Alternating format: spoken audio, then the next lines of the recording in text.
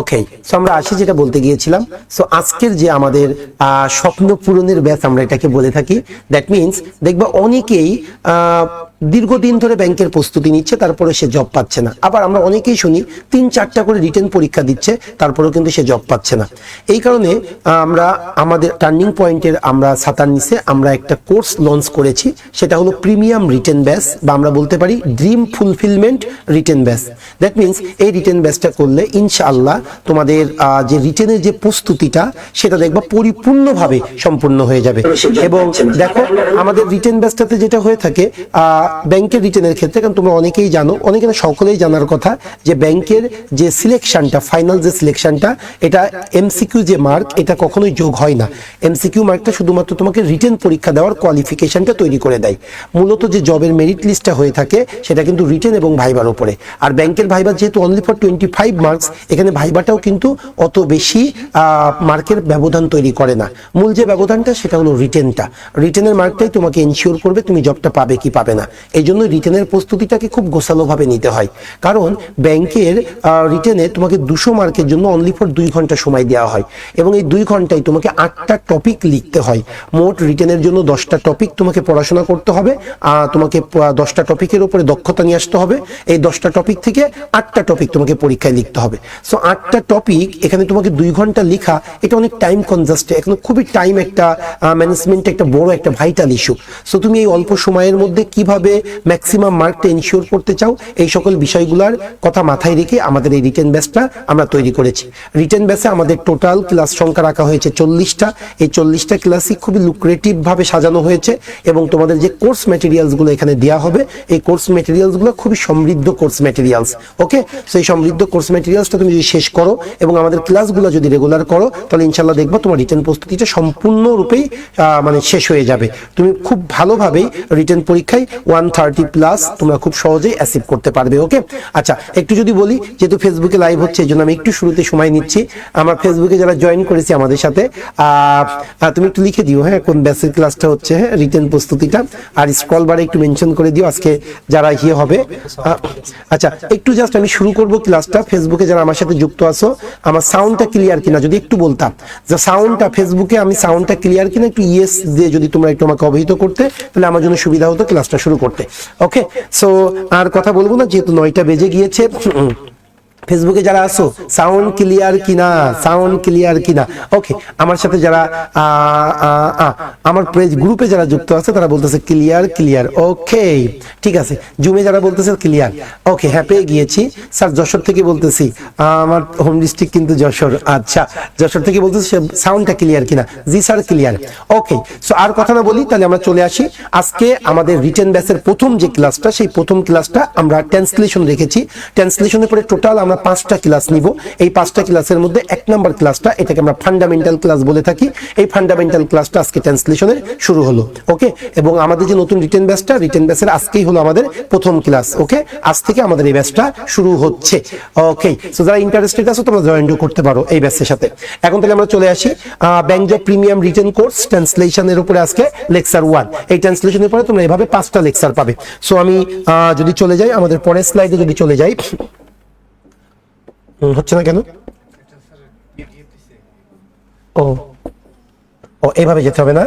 আচ্ছা ঠিক আছে, ট্রান্সলেশনটা যদি দেখি, টুডেইজ ক্লাস টপিক, আমি আজকে কোন কোন টপিকগুলোকে নিয়ে আলোচনা করব সেটা যদি একটু দেখি। দেখো অ্যাক্টিভ সেন্টেন্সেস, কারণ তোমরা সকলেই জানো ট্রান্সলেশন করতে গেলে তোমাকে অ্যাক্টিভ সেন্টেন্স এবং প্যাসিভ সেন্টেন্স, এই দুইটা বিষয়ে তোমাকে খুব ভালো দক্ষতা থাকতে হবে, অ্যাক্টিভ এবং প্যাসিভ। সো এই জন্য এই অ্যাক্টিভ এবং প্যাসিভ এই দুইটা বিষয় তোমাদেরকে ক্লিয়ার করার জন্য আমি প্রথমেই যে বিষয়টা আলোচনা করব সেটা হলো অ্যাক্টিভ সেন্টেন্স আলোচনা করব, প্যাসিভ সেন্টেন্স আলোচনা করব।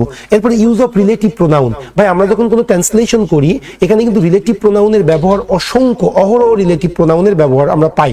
এই জন্য রিলেটিভ প্রোনাউনের কিছু প্র্যাকটিস আমি করাবো। Use of that clause, that ক্লজের প্র্যাকটিসটা হবে। Use of there, use of it, আরেকটা বিষয় আলোচনা করবো আমরা ইউজ অফ ইনফিনিটিভ। এই সকল বিষয়গুলো আমরা আজকে আলোচনা করব। তুমি নোটে দিচ্ছ না কেন? আমি তো পিডিএফটা নোটে নিয়েছি, সো নোটে দাও, আমার জন্য সুবিধা হবে। ওকে, সো আসি আমরা নোটে আমরা ক্লাসটা নিয়ে, এটা আমার মনে হয় বেশ হবে। আচ্ছা, সো যেটা বলতেছিলাম ভাই, আগামী 2 ঘন্টা ইনশাল্লাহ আমি ক্লাসটা কন্টিনিউ করব। এই 2 ঘন্টা তোমরা আমার সাথে থাকবে, আমি আশা করতেছি। থাকলে ইনশাল্লাহ বেশ ভালো একটা তোমরা রিটেন সম্পর্কে, ট্রান্সলেশন কিভাবে করব, এই সকল বিষয়গুলো ধারণা পাবে।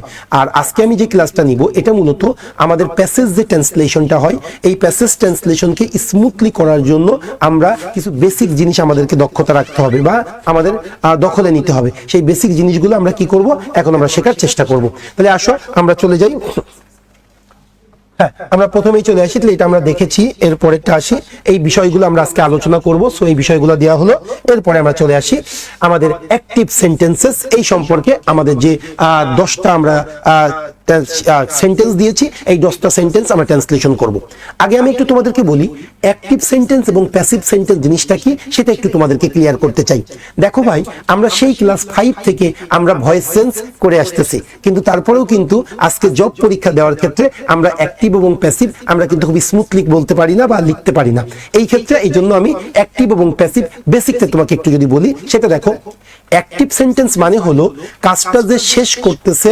আচ্ছা, কোনো যদি ইম্পর্টেন্ট কোনো কমেন্টস থেকে আমাকে কিন্তু বলবো। হ্যাঁ, আমি একটু যদি বলি, দেখেন অ্যাক্টিভ সেন্টেন্স আর প্যাসিভ সেন্টেন্স, কাজটা যে সম্পাদন করতেছে সে যদি বাক্যে বিদ্যমান থাকে তাহলে বাক্যটা হবে অ্যাক্টিভ, আর কাজটা যে শেষ করতেছে সে যদি বাক্যে উল্লেখ না থাকে তার কথা, বা সে যদি বাক্যে উজ্জ থাকে, তাহলে সেটা হবে প্যাসিভ। আমি একটু এক্সাম্পল দিয়ে বুঝাই, তোমাদের জন্য সুবিধা হবে।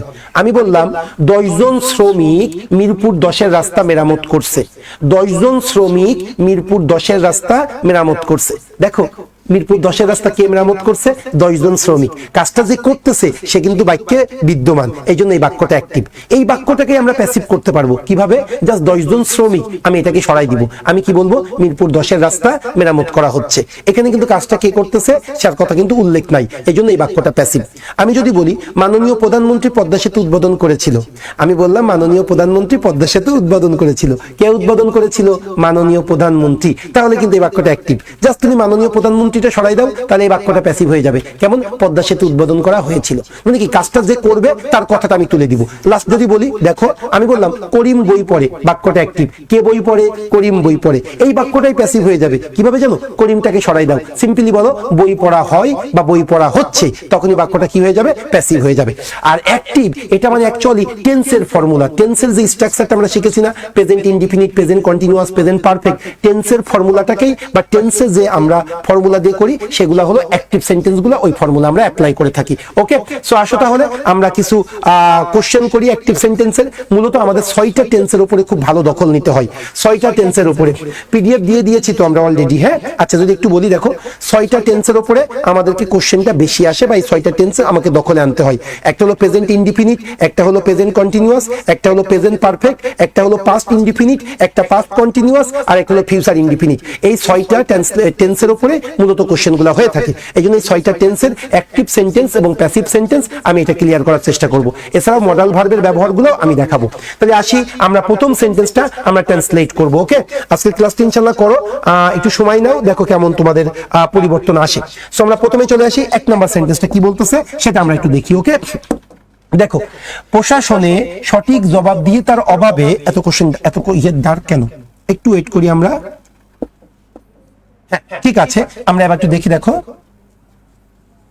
আমরা 1 নম্বর সেন্টেন্সে চলে আসি। 1 নম্বর সেন্টেন্স কি বলতেছে সেটা একটু দেখো। প্রশাসনে সঠিক জবাবদিহিতার অভাবে অধিকাংশ সরকারি প্রতিষ্ঠানে কর্মচারীগণ তাদের দায়িত্ব সঠিকভাবে পালন করে না। এখন আমি যদি বলি, তুমি যখন কোনো সেন্টেন্স ট্রান্সলেট করবে, তুমি মূলত যে কাজটা করবে সেটা হলো প্রথমে তুমি ভার্বটাকে আইডেন্টিফাই করবে আর সাবজেক্টটাকে আইডেন্টিফাই করবে, তাহলে তুমি ইজিলি বুঝতে পারবে। এখন আসো, এই বাক্যে ভার্বটা কোনটা? প্রশাসনে সঠিক জবাবদিহিতার অভাবে অধিকাংশ সরকারি প্রতিষ্ঠানে কর্মচারীগণ তাদের দায়িত্ব সঠিকভাবে পালন করে না। এখানে ভার্বটা হলো দায়িত্ব সঠিকভাবে পালন করে না। পালন করে না, এটা হলো আমার ভার্ব। এখন ভাই, কে পালন করে না? অধিকাংশ কর্মচারী। এই যে কর্মচারীগণ তাদের দায়িত্ব পালন করে না, তার মানে কর্মচারীগণ এটা হবে আমার সাবজেক্ট, আর পালন করে না এটা আমার ভার্ব। এখন বাক্যটা অ্যাক্টিভ না প্যাসিভ? অবশ্যই অ্যাক্টিভ, কারণ কে দায়িত্ব পালন করে না? কর্মচারীরা পালন করে না। তার মানে যে করে না সে সে কিন্তু এখানে বিদ্যমান, তার মানে বাক্যের সাবজেক্ট কর্তা এখানে বিদ্যমান, এই জন্য বাক্যটা অ্যাক্টিভ হবে। এখন আসি এটা কোন টেন্সে করব, এটা যদি আমি একটু চিন্তা করি ভাই দায়িত্ব সঠিকভাবে পালন করে না, আমি যাই না, খাই না, পড়ি না, কমন যে কথাবার্তাগুলো এটা আমরা প্রেজেন্ট ইনডিফিনিট টেন্সে করি, সেটা হবে প্রেজেন্ট সিম্পল টেন্স বা প্রেজেন্ট ইনডিফিনিট টেন্স। তাহলে আমি এখন ট্রান্সলেশনটা করব, কিভাবে করি একটু দেখি। প্রশাসনের সঠিক জবাবদিহিতার অভাবে অধিকাংশ সরকারি প্রতিষ্ঠানে কর্মচারীগণ, প্রথমে সাবজেক্ট প্রেজেন্ট ইনডিফিনিট স্ট্রাকচার কি, প্রথমে সাবজেক্ট তারপরে ভার্বের বেস ফর্ম, তাই তো। প্রথমে সাবজেক্ট, কর্মচারীগণ আমার সাবজেক্ট, কর্মচারীগণ কি বলবো, এমপ্লয়িজ, দা এমপ্লয়িজ, দা এমপ্লয়িজ, হ্যাঁ দা এমপ্লয়িজ, কোন জায়গার এমপ্লয়ি, অধিকাংশ সরকারি প্রতিষ্ঠানের এমপ্লয়ি, অধিকাংশ সরকারি প্রতিষ্ঠানে, দা এমপ্লয়িজ ইন, প্রতিষ্ঠান এ থাকলে ইন দিতে হয়, উনতুস্ত থাকলে ইন প্রিপোজিশন দিতে হয়, the employees in most of the government institution, সরকারি প্রতিষ্ঠান, the employees in most of the government institutions, institutions, আমার সাবজেক্ট কিন্তু দা এমপ্লয়িজ, ওকে। এরপরে যদি এক্সটেনশনটা আমি বসিয়ে দিচ্ছি, তাহলে the employees in most of the government institutions, subject হলো, এবার আমি ভার্ব কি, পালন করে না, পালন করে না ইংলিশ কি, ডোন্ট, পালন করে না কি বলতে পারি একটু বলো না, তোমরা একটু আমাদেরকে কমেন্টস লিখে বলতে পারো, পালন করে না, তাহলে কি বলবো আমরা, ডোন্ট, যেহেতু না বোধক হইলে ডোন্ট দিতে হয়, তাহলে ডোন্ট অবে দেয়ার রেসপন্সিবিলিটি, দায়িত্ব পালন করে না, বা don't perform their responsibility, okay. Don't perform their, তাদের দায়িত্ব, ডোন্ট পারফর্ম দেয়ার রেসপন্সিবিলিটিস, তাদের দায়িত্ব পালন করে না, রেসপন্সিবিলিটিস, তাহলে কি হলো, দা এমপ্লয়িজ, কিসের employees, in most of the government অর্গানাইজেশনের এমপ্লয়ি, কি করে না, ডোন্ট পারফর্ম, পালন করে না, কি পালন করে না, দেয়ার রেসপন্সিবিলিটি, তাদের দায়িত্ব পালন করে না, কিভাবে পালন করে না যেন আছে, সঠিকভাবে, দেয়ার রেসপন্সিবিলিটিস প্রপারলি, সঠিকভাবে পালন করে না। এইবার আসি কি কারণে সঠিকভাবে পালন করে না, প্রশাসনে সঠিক জবাবদিহিতার অভাবে, আমরা অভাবে কি বলতে পারি, প্রশাসনের সঠিক জবাবদিহিতার অভাবে কারণে, ডিউ টু দা দিয়ে শুরু করতে পারি, কারণে বুঝাইতে আমরা ডিউ টু দিয়ে শুরু করি, ডিউ টু দা প্রশাসনের সঠিক জবাবদিহিতার অভাবে, অভাবে ইংলিশ কি, lack of, due to the lack of, due to the lack of কি, সঠিক জবাবদিহিতা, due to the lack of জবাবদিহিতা কি বলতে পারি, অ্যাকাউন্টেবিলিটি, সঠিক জবাবদিহিতা proper accountability, due to the lack of proper accountability, প্রশাসনে এ আছে, ইন অ্যাডমিনিস্ট্রেশন,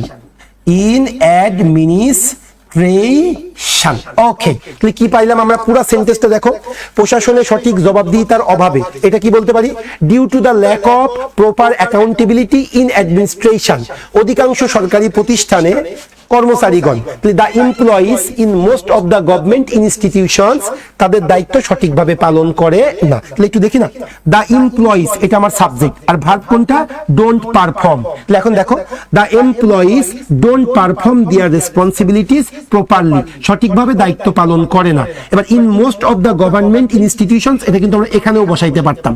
এরপরে বাকিটা, প্রশাসনের সঠিক জবাবদিহিতার অভাবে, due to the lack of proper accountability in administration, okay. অথবা ফর দিয়েও বলতে পারি, ফর দ্য ল্যাক অফ, ডিউটির পরিবর্তে কিন্তু ফরও দিতে পারো, for the lack of proper accountability in the administration, okay. So এটা গেল প্রথম সেন্টেন্স, আমরা প্রেজেন্ট ইনডিফিনিটে আমরা অ্যাক্টিভ সেন্টেন্সটা করলাম। এভাবে ইনশাআল্লাহ আমরা আজকে বেশ কয়েকটা সেন্টেন্স করব এবং আমরা একটা ভালো আইডিয়া আমরা জেনারেট করতে পারবো। সো আমাদের প্রথম সেন্টেন্সটা হয়ে গেল, এখন আমরা দ্বিতীয় সেন্টেন্সটা সলভ করব, ওকে। আমি প্রথম সেন্টেন্সটা একটু মুছে দিচ্ছি তোমাদেরকে, আচ্ছা ভিডিওটা তোমাদের গ্রুপে বা পেজে দেওয়া থাকবে, একদমই টেনশন করবে না। আচ্ছা এরপরে চলে আসো, আমরা 2 নাম্বার সেন্টেন্সটা এখন সলভ করব। দেখি 2 নাম্বার সেন্টেন্সটা কি বলতেছে, দেশের উন্নয়নের প্রতিটি ক্ষেত্রে নারীরা তাদের যোগ্যতা ও দক্ষতার স্বাক্ষর রাখছে। একটু বোঝার চেষ্টা করো, দেশের উন্নয়নের প্রতিটি ক্ষেত্রে নারীরা তাদের যোগ্যতা ও দক্ষতার স্বাক্ষর রাখছে। আমরা কি জানি, বর্তমানে কোনো কাজ চলমান থাকলে সেটা প্রেজেন্ট কন্টিনিউয়াস টেন্স হয়, তাই না? যেমন আমি পড়াশোনা করছি, আমি খেলা করছি, বাবা টিভি দেখতেছে, এই কাজগুলো কি চলমান। বর্তমানে কোনো কাজ চলমান থাকলে সেটা প্রেজেন্ট কন্টিনিউয়াস টেন্স হবে। করার জন্য শেয়ার করে রাখতে পারো। ওকে, ঠিক আছে। তো একটু যদি বলি দেখেন, তাহলে এই বাক্যটা আমি কোন টেন্সে করব এটা একটু আমি দেখি। দেশের উন্নয়নের প্রতিটি ক্ষেত্রে নারীরা তাদের যোগ্যতা ও দক্ষতা স্বাক্ষর রাখছে। আচ্ছা, আমি যদি স্টেপ বাই স্টেপ বলি, আপনারা যেভাবে ট্রান্সলেশনটা করবেন সেটা যদি বলি, প্রথমে আপনারা ভার্ব আইডেন্টিফাই করবেন, এরপরে আপনারা সাবজেক্ট আইডেন্টিফাই করবেন, এরপরে আপনারা টেন্স আইডেন্টিফাই করবেন, এরপরে আপনারা অ্যাক্টিভ না প্যাসিভ এটা আপনারা বিবেচনা করবেন। তাহলে চারটা জিনিস যদি আপনারা কনসিডার করেন তাহলে ট্রান্সলেশন করাটা আপনাদের জন্য খুব সহজ। তাহলে প্রথম কাজ কি করব? ভার্ব আইডেন্টিফাই করব। দ্বিতীয় কাজ কি করব? সাবজেক্ট আইডেন্টিফাই করব। তৃতীয় কাজ কি করব? টেন্স আইডেন্টিফাই করব। আর চতুর্থ কাজ কি করব? অ্যাক্টিভ নাকি প্যাসিভ এই বিষয়টা আমি কনসিডার করব। তাই যদি হয়ে থাকে তাহলে এখন আসেন আমি এবারে আগে ভার্বটা আইডেন্টিফাই করি। দেশের উন্নয়নের প্রতিটা ক্ষেত্রে নারীরা তাদের যোগ্যতা ও দক্ষতার স্বাক্ষর রাখছে। এখানে ভার্ব কোনটা? রাখছে, এটা আমার ভার্ব। আচ্ছা, কে স্বাক্ষর রাখছে? নারীরা, এটা আমার কি হবে? সাবজেক্ট। এখন ভাই রাখছে মানে কি? চলমান জিনিসটা। এটা কোন টেন্সে? Present continuous tense. আর বাক্যটা অ্যাক্টিভ নাকি প্যাসিভ? অবশ্যই বাক্যটা অ্যাক্টিভ, কারণ কে স্বাক্ষর রাখছে? নারীরা স্বাক্ষর রাখছে। যে রাখছে তার কথা কিন্তু এখানে উল্লেখ আছে, তার মানে বাক্যটা যে শেষ করতেছে সে থাকলে অ্যাক্টিভ। তাহলে আমরা পেয়ে গেলাম এটা। এইবার আসো, তাহলে আমরা স্ট্রাকচার অনুযায়ী আমরা ট্রান্সলেশন করতে থাকবো। প্রেজেন্ট কন্টিনিউয়াস টেন্সের স্ট্রাকচার কি? অ্যাক্টিভের ক্ষেত্রে সাবজেক্ট, এম ইজ আর, ভার্বের সাথে আইএনজি। ওকে, তাহলে এখন আসি আমরা। তাহলে প্রথমে সাবজেক্ট লিখবো নারীরা। নারীরা ইংলিশ কি? উইমেন। ওকে, আমি লিখলাম উইমেন। এবার আসো present continuous tense, am is are, এরপরে ভার্বের সাথে আইএনজি। উইমেন যেহেতু প্লুরাল এই জন্য আমি আর লিখতেছি, উইমেন আর। এরপরে রাখছে, ভার্ব হবে। রাখছে কি? কিপ মানে রাখা। ভার্বের সাথে আইএনজি করলে কিপিং। তাহলে উইমেন আর কিপিং, নারীরা রাখছে। কি রাখছে? উইমেন আর কিপিং তাদের যোগ্যতা ও দক্ষতার স্বাক্ষর। যোগ্যতা ও দক্ষতার স্বাক্ষর। তাহলে কি হবে? দা স্বাক্ষর ইংলিশ কি? সাইন বলতে পারি আমরা, সিম্বল বলতে পারি। তাহলে দা sign, the sign of their যোগ্যতা ও দক্ষতা, of their qualification and দক্ষতা কি বলতে পারি আমরা? প্রফিসিয়েন্সি। হ্যাঁ, of their qualification and proficiency, বা স্কিলও কিন্তু বলতে পারো। Of their qualification and proficiency. Okay, তাহলে দেখো ভাই, প্রথমে সাবজেক্ট উইমেন, এরপরে এম ইজ আর লিখলাম, ভার্বের সাথে আইএনজি কিপিং, এরপরে কি হবে? এক্সটেনশন গুলা। উইমেন আর কিপিং, নারীরা রাখতেছে। কি রাখতেছে? তাদের যোগ্যতা ও দক্ষতার স্বাক্ষর। কি বলবো? The sign of their qualification and proficiency. এবার আসো, কি আর বাকি আছে? দেশের উন্নয়নের প্রতিটি ক্ষেত্রে। দেশের উন্নয়নের প্রতিটি ক্ষেত্রে, ইন ক্ষেত্রে এ থাকলে ইন দিয়ে শুরু করতে হয়।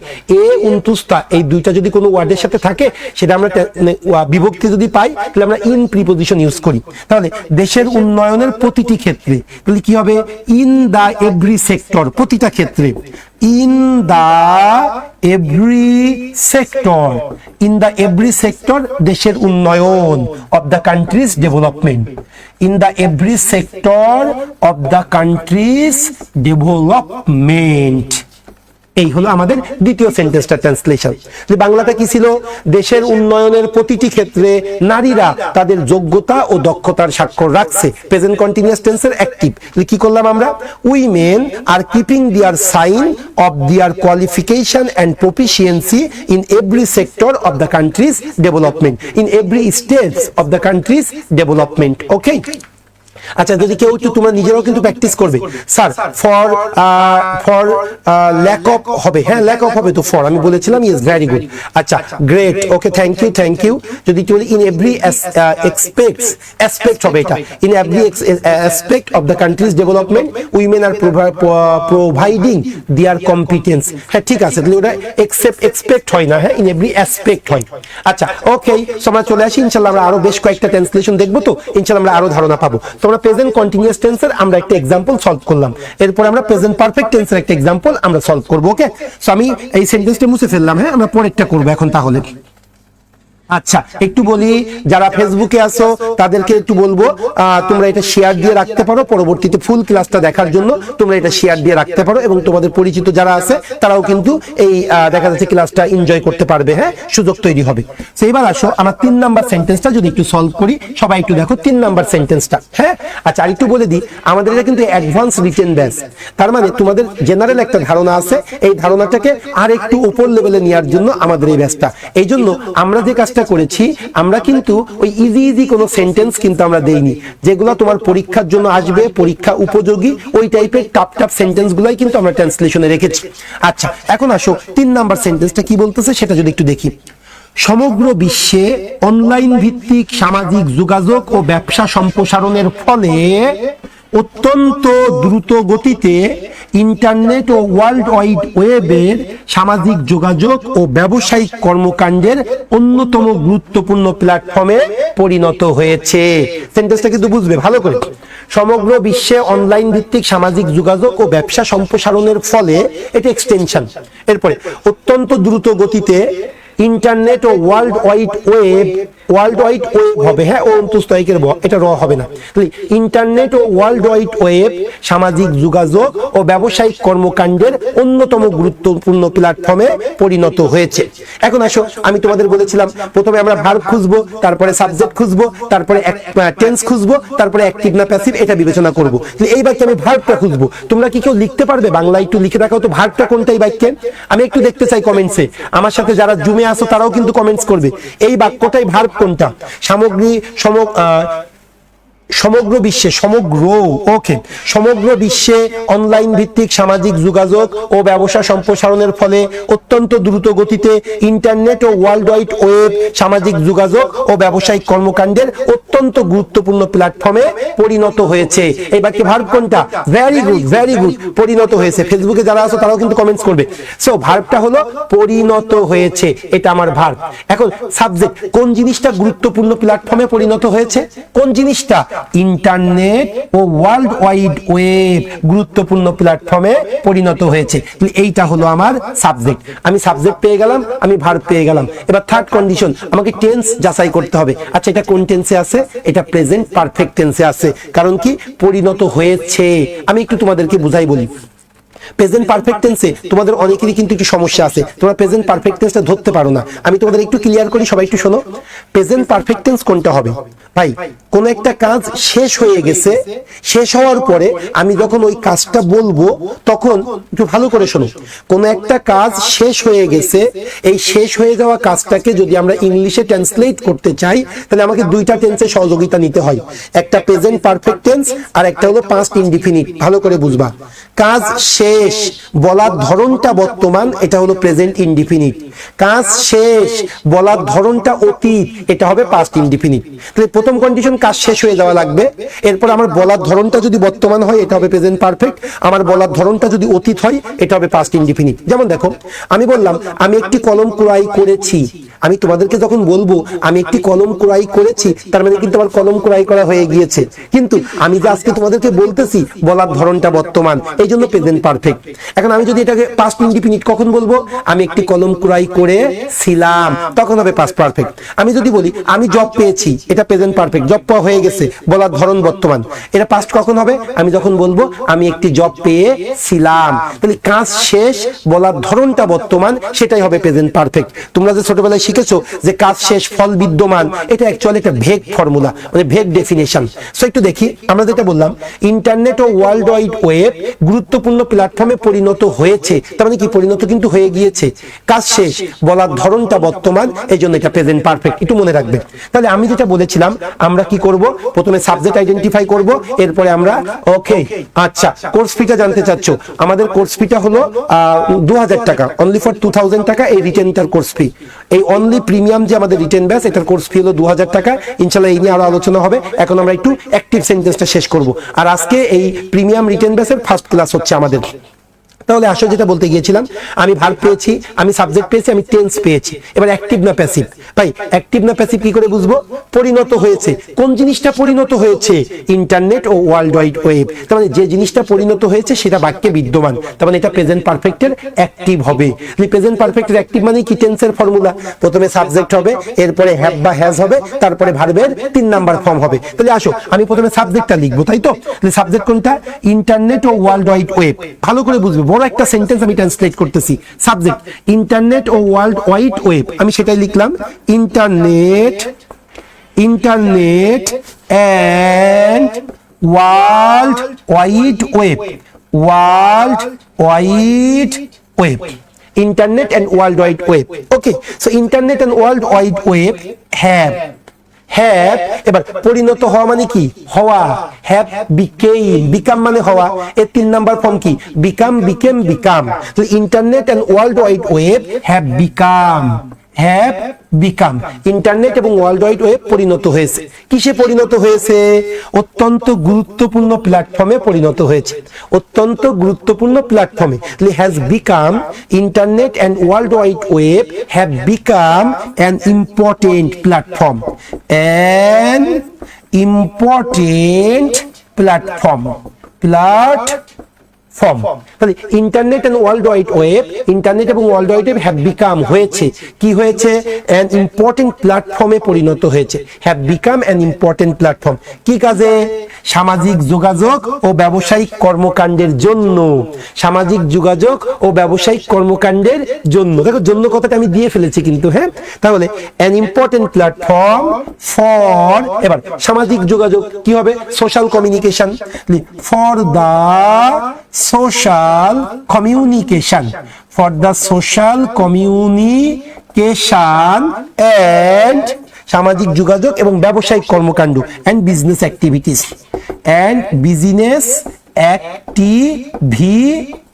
এটাই কিন্তু মূল। ভালো করে বুঝো, আমার কিন্তু সাবজেক্ট ভার্ব দিয়ে পুরো সেন্টেন্সটা আমি করতে পারতেছি। সাবজেক্ট কি? ইন্টারনেট ও world wide web, internet and world wide web, present perfect tense, এরপরে হ্যাভ, এরপরে ভার্বের 3 নাম্বার ফর্ম, পরিণত হয়েছে। হ্যাভ বিকাম, কিসে পরিণত হয়েছে? একটা গুরুত্বপূর্ণ প্ল্যাটফর্মে পরিণত হয়েছে। Has become an important platform, কিসের জন্য? ফর সামাজিক যোগাযোগ, for social communication and business activities. Okay, এবার আরেকটা অংশ রয়ে গেছে, এক্সট্রা অংশ। সমগ্র বিশ্বে অনলাইন ভিত্তিক সামাজিক যোগাযোগ ও ব্যবসা সম্প্রসারণের ফলে বা ব্যবসা সম্প্রসারণের কারণে, এই যে একটু আগে করলাম আমরা 1 নাম্বার সেন্টেন্সে, কারণে বুঝাইতে আমরা ডিউ টু ইউজ করতে পারি। ডিউ টু, এইবার আমরা লিখবো সমগ্র বিশ্বে অনলাইন ভিত্তিক সামাজিক যোগাযোগ ও ব্যবসা সম্প্রসারণের ফলে, হ্যাঁ, ডিউ টু অথবা ফর যে কোনো একটা। Due to the online based সামাজিক যোগাযোগ, ডিউ টু দা অনলাইন ভিত্তিক সামাজিক যোগাযোগ, ভিত্তিক English based, due to the online based social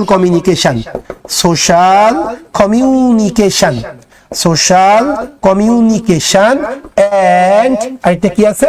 ব্যবসা সম্প্রসারণ, এন্ড ব্যবসায় সম্প্রসারণ মানে কি? Expansion of business, and expansion of the business কি আছে ভাই? সমগ্র বিশ্বে, কি বলতে পারি? across the globe, across the world, হ্যাঁ, across the globe হয়ে গেল আমার। তাহলে কি দাঁড়ালো একটু দেখেন না ভাই? Internet and world wide web have become an important platform for the social communication and business activities due to the online based social communication and expansion of the business across the globe, সারা বিশ্বব্যাপী এক্সপেনশনের কারণে। So দেখেন কত বড় একটা sentence ছিল, এটা কিন্তু ভয় পাওয়ার কিছু নেই। আপনি যদি স্টেপগুলো ফলো করেন, আপনি ভার্ব খুঁজবেন, সাবজেক্ট খুঁজবেন, টেন্স দেখবেন, অ্যাক্টিভ আর প্যাসিভ দেখবেন, তাহলে ইনশাআল্লাহ দেখবেন বড় বড় সেন্টেন্স আপনি কি করতে পারবেন, আপনি কিন্তু এটা খুব সুন্দরভাবে লিখতে পারবেন। ওকে, আমি যদি একটু বলি তোমাদের কাছে কঠিন মনে হচ্ছে কিনা, তাহলে আমি আরেকটু স্লো যাবো বা আমি আরেকটু ক্লিয়ার করব। হ্যাঁ, একটু তোমরা কিন্তু কমেন্টসে আমাকে জানাবে। ওকে, আচ্ছা, পরিণত হয়েছে এটাকে আমি হ্যাজ বিকাম বলতে পারি। হ্যাঁ, আমাকে পরিণত হওয়া মানে কিন্তু আমাকে বিকাম বললেই কিন্তু সেন্টেন্সটা আমি মিনিংফুল করতে পারতেছি। ওকে, আচ্ছা, বাপ্পি দাদা আর কি পাওয়া যাবে, আর কি বলতে বুঝি নাই। ইনার রিজাল্ট অফ দিয়ে যাবে স্যার, ডিউ টু এর জায়গায়। আচ্ছা, ইনার রিজাল্ট অফ, হ্যাঁ বলতে পারবা। ইন দা রিজাল্ট অফ, ইনা না, ইন দা রিজাল্ট অফ, এটা সুন্দর। ইনার রিজাল্ট অফ বলা যাবে না। লেকচার শিট পেজ কত? লেকচার শিট প্রথমের পেজ, টিচার্স ওয়ার্কের পেজ এটা। লেকচার শিটে টিচার্স ওয়ার্ক এটা আছে। আচ্ছা, আমাদের হলো তিনটা পার্ট, একটা হলো টিচার্স ওয়ার্ক, একটা হলো স্টুডেন্ট ওয়ার্ক, আর একটা হলো ইম্পর্টেন্ট সেন্টেন্সেস উইথ এক্সপ্লেনেশন। তার মানে কিছু অংশ তুমি নিজে করবে, কিছু অংশ আমি নিজে ট্রান্সলেট করে দিয়েছি, আর টিচার্স ওয়ার্কটা সম্পূর্ণ আমি তোমাদেরকে পড়িয়ে দিব। ওকে, আচ্ছা, এক্সপেনশন অফ দা, এরপরে কি লিখেছেন? Expansion of the business. ভাই, expansion of the business across the globe. আমি ওদেরকে বলে দিব স্লাইডটা আরো বড় করে রাখতে নেক্সট দিন থেকে। হ্যাঁ, প্রথম দিন ওরা হয়তো স্লাইডটা বুঝতে পারে নাই, আমারও একটা দরকার ছিল। আচ্ছা, এখানে আমি ইন্টারনেট আর হলো ওয়ার্ল্ড ওয়াইড ওয়েব আলাদা আমি একটা ফাংশন ধরেছি, এই জন্য আমি প্লুরাল করেছি। ওকে, আচ্ছা স্যার আপনার ক্লাসটা, আচ্ছা একটু যদি আমি আরেকটু যাই। ওকে, ঠিক আছে, একটু দেখো, আমি পরের সেন্টেন্সে যাচ্ছি। তাহলে অ্যাক্টিভ সেন্টেন্সে কিন্তু আমি তিনটা টেন্সের তিনটা ট্রান্সলেশন করেছি, একটা প্রেজেন্ট ইনডিফিনিট, একটা প্রেজেন্ট কন্টিনিউয়াস, একটা প্রেজেন্ট পারফেক্ট। এবার আসলে আমরা পাস্ট ইনডিফিনিটের একটা ট্রান্সলেশন করব। ওকে, সো দেখো কি বলতেছে। বাংলাদেশ ব্যাংক বন্যায় ক্ষতিগ্রস্ত কৃষকদের ঋণ পরিশোধের তারিখ পুনর্নির্ধারণ করতে বাণিজ্যিক ব্যাংকগুলোকে নির্দেশনা দিয়েছিল। বাংলাদেশ ব্যাংক বন্যায় ক্ষতিগ্রস্ত কৃষকদের ঋণ পরিশোধের তারিখ পুনর্নির্ধারণ করতে বাণিজ্যিক ব্যাংকগুলোকে নির্দেশনা দিয়েছিল। তাহলে ভাই, এটা আমরা প্রথমে ভার্ব খুঁজবো। ভার্ব কোনটা? নির্দেশনা দিয়েছিল, এটা আমার ভার্ব। কে নির্দেশনা দিয়েছিল? বাংলাদেশ ব্যাংক নির্দেশনা দিয়েছিল, এটা আমার সাবজেক্ট। তাহলে আমি সাবজেক্ট পেয়েছি, ভার্ব পেয়েছি। কোন টেন্সে? যেহেতু নির্দেশনা দিয়েছিল, অতীতকালে কোনো কাজ শেষ হয়েছিল, এটা বুঝাইতে আমরা পাস্ট ইনডিফিনিট টেন্স বুঝি। যেহেতু নির্দেশনা দিয়েছিল, অতীতকে ইন্ডিকেট করতেছে, এই জন্য এটা পাস্ট ইনডিফিনিট। আর বাক্যটা অ্যাক্টিভ না প্যাসিভ? অবশ্যই অ্যাক্টিভ, কারণ কে নির্দেশনা দিয়েছিল? বাংলাদেশ ব্যাংক, সে এখানে উপস্থিত আছে। তাহলে আমরা ভার্ব হলো নির্দেশনা দিয়েছিল, সাবজেক্ট হলো বাংলাদেশ ব্যাংক, বাক্যটা পাস্ট ইনডিফিনিট টেন্সে আছে এবং বাক্যটা অ্যাক্টিভ। অ্যাক্টিভে পাস্ট ইনডিফিনিট টেন্সের স্ট্রাকচার কি? সাবজেক্ট প্লাস ভার্বের 2 নাম্বার ফর্ম বা পাস্ট ফর্ম। তাহলে আসো আমরা এখন লিখি তাহলে সেভাবে। বাংলাদেশ ব্যাংক নির্দেশনা দিয়েছিল, এটা আমি আগে লিখবো। Bangladesh bank BNG.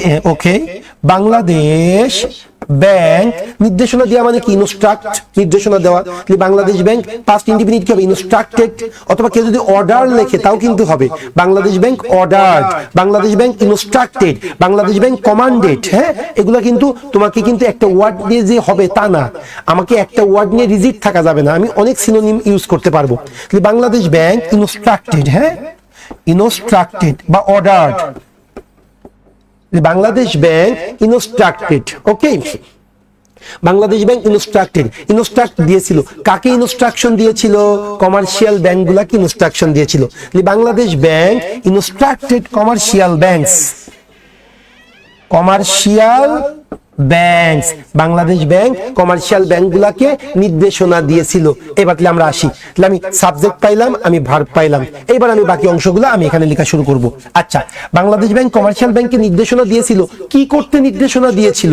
Bangladesh bank commercial ব্যাংকগুলোকে নির্দেশনা দিয়েছিল কি করতে? বন্যায় ক্ষতিগ্রস্ত কৃষকদের ঋণ পরিশোধের তারিখ পুনর্নির্ধারণ করতে। তোমরা মনে রাখবা, কোন ভার্বের সাথে যদি তে থাকে তাহলে টু লিখতে হয়।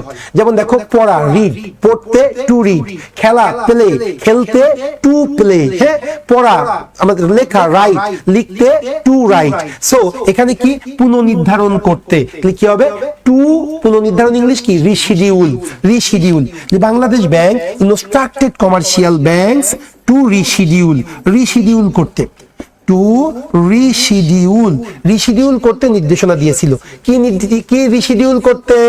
বন্যায় ক্ষতিগ্রস্ত কৃষকদের ঋণ পরিশোধের তারিখ, কৃষকদের ঋণ পরিশোধের তারিখ। টু রিশিডিউল দা ঋণ পরিশোধের তারিখ, লোন রিপেমেন্ট ডেট, ঋণ পরিশোধ তারিখ, লোন রিপেমেন্ট ডেট।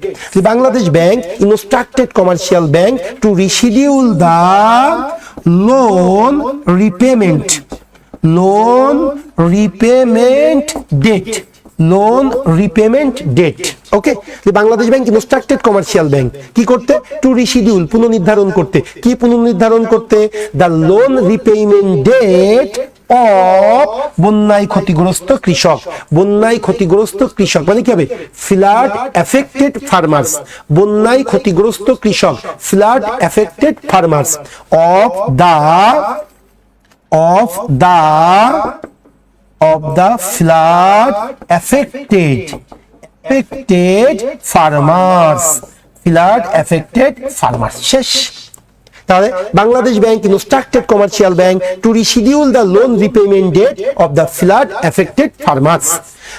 স্যার এটা কি পাস্ট পারফেক্ট নাকি পাস্ট ইনডিফিনিট? এটা পাস্ট ইনডিফিনিট, নির্দেশনা দিয়েছিল, অলরেডি নির্দেশনা দেওয়া হয়ে গেছে, কিন্তু বলার ধরনটা অতীত, এই জন্য এটা পাস্ট ইনডিফিনিট। ওকে, আচ্ছা, আর কারোর যে কোনো কোশ্চেন অবশ্যই বলবে। আমি যদি একটু ফেসবুকে যাই, এমডি নাইমউদ্দিন, এইচএম মাহমুদ হাসান, ওকে, ও ফ্রেন্ডদেরকে ট্যাগ করেছে, আবু সাইদ ফ্রেন্ডদেরকে ট্যাগ করেছে, সুমন স্যার ওকে, দেখানো দরকার নেই।